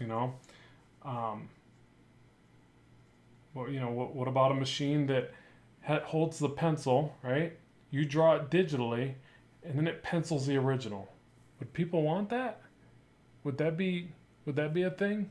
Because I could probably make that. I could figure out a way to do that. A mechanical arm that draws as I'm drawing. Or maybe not.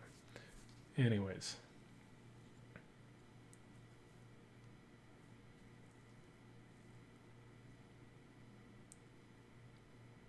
Just reading through these comments here, seeing if you guys are even paying attention. Is anybody even here? Yeah, let me know if you guys are getting lag, because I keep seeing the stream bit rate is getting low, whatever that means. I don't even think that means anything. I think that's totally fictitious, but you never know.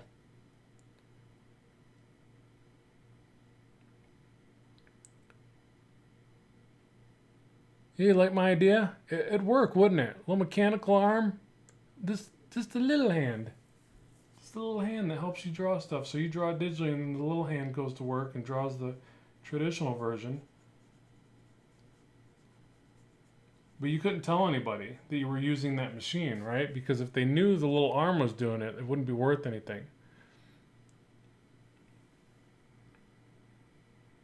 Getting a bit of lag. Oh, figures. You know what it is. Or maybe, I don't know. It's probably because the time frame.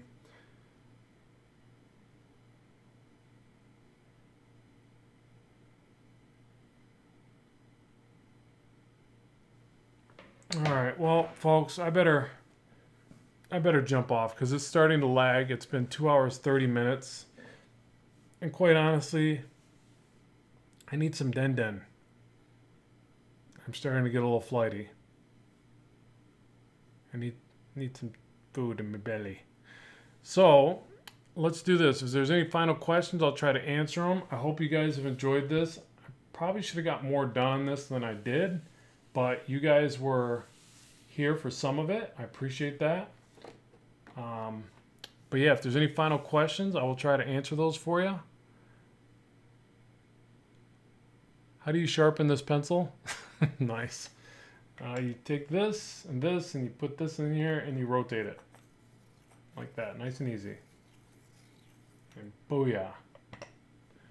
Sharpen pencil. You can also use a little sander like this. Go like this and sand it.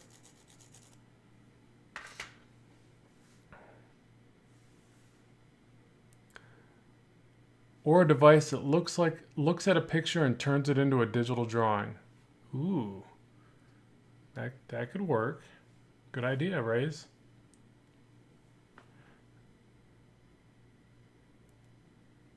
I'm going to buy an H640p for finally going to digital. Any tips? No, I would just say be ready for, a little bit of a learning curve, a little bit of disconnect. You'll get over it. It does take some time. And, don't replace one for the other, I don't think. I think that looking back, I would have did more of a 50-50 than going all in on one, all in on another. I just think that it needs to be a nice mix. Use them both for their strengths, but not one over the other. Let's see. Great work. Thank you, Mike. That's called a scanner. Nice. That's hilarious. Could you give me a shout out, please? All right, here we go. Big shout out to my man, Josh Draws. Check out his channel, folks. Is that what you wanted, Josh? There you go. In my cheesy radio voice. Jumped in at the tail end. Looks good. Enjoying your classes on Udemy. Thanks so much, Austin. Really appreciate that. I cannot read the next one because it's in a foreign language. Sorry about that. Scusi.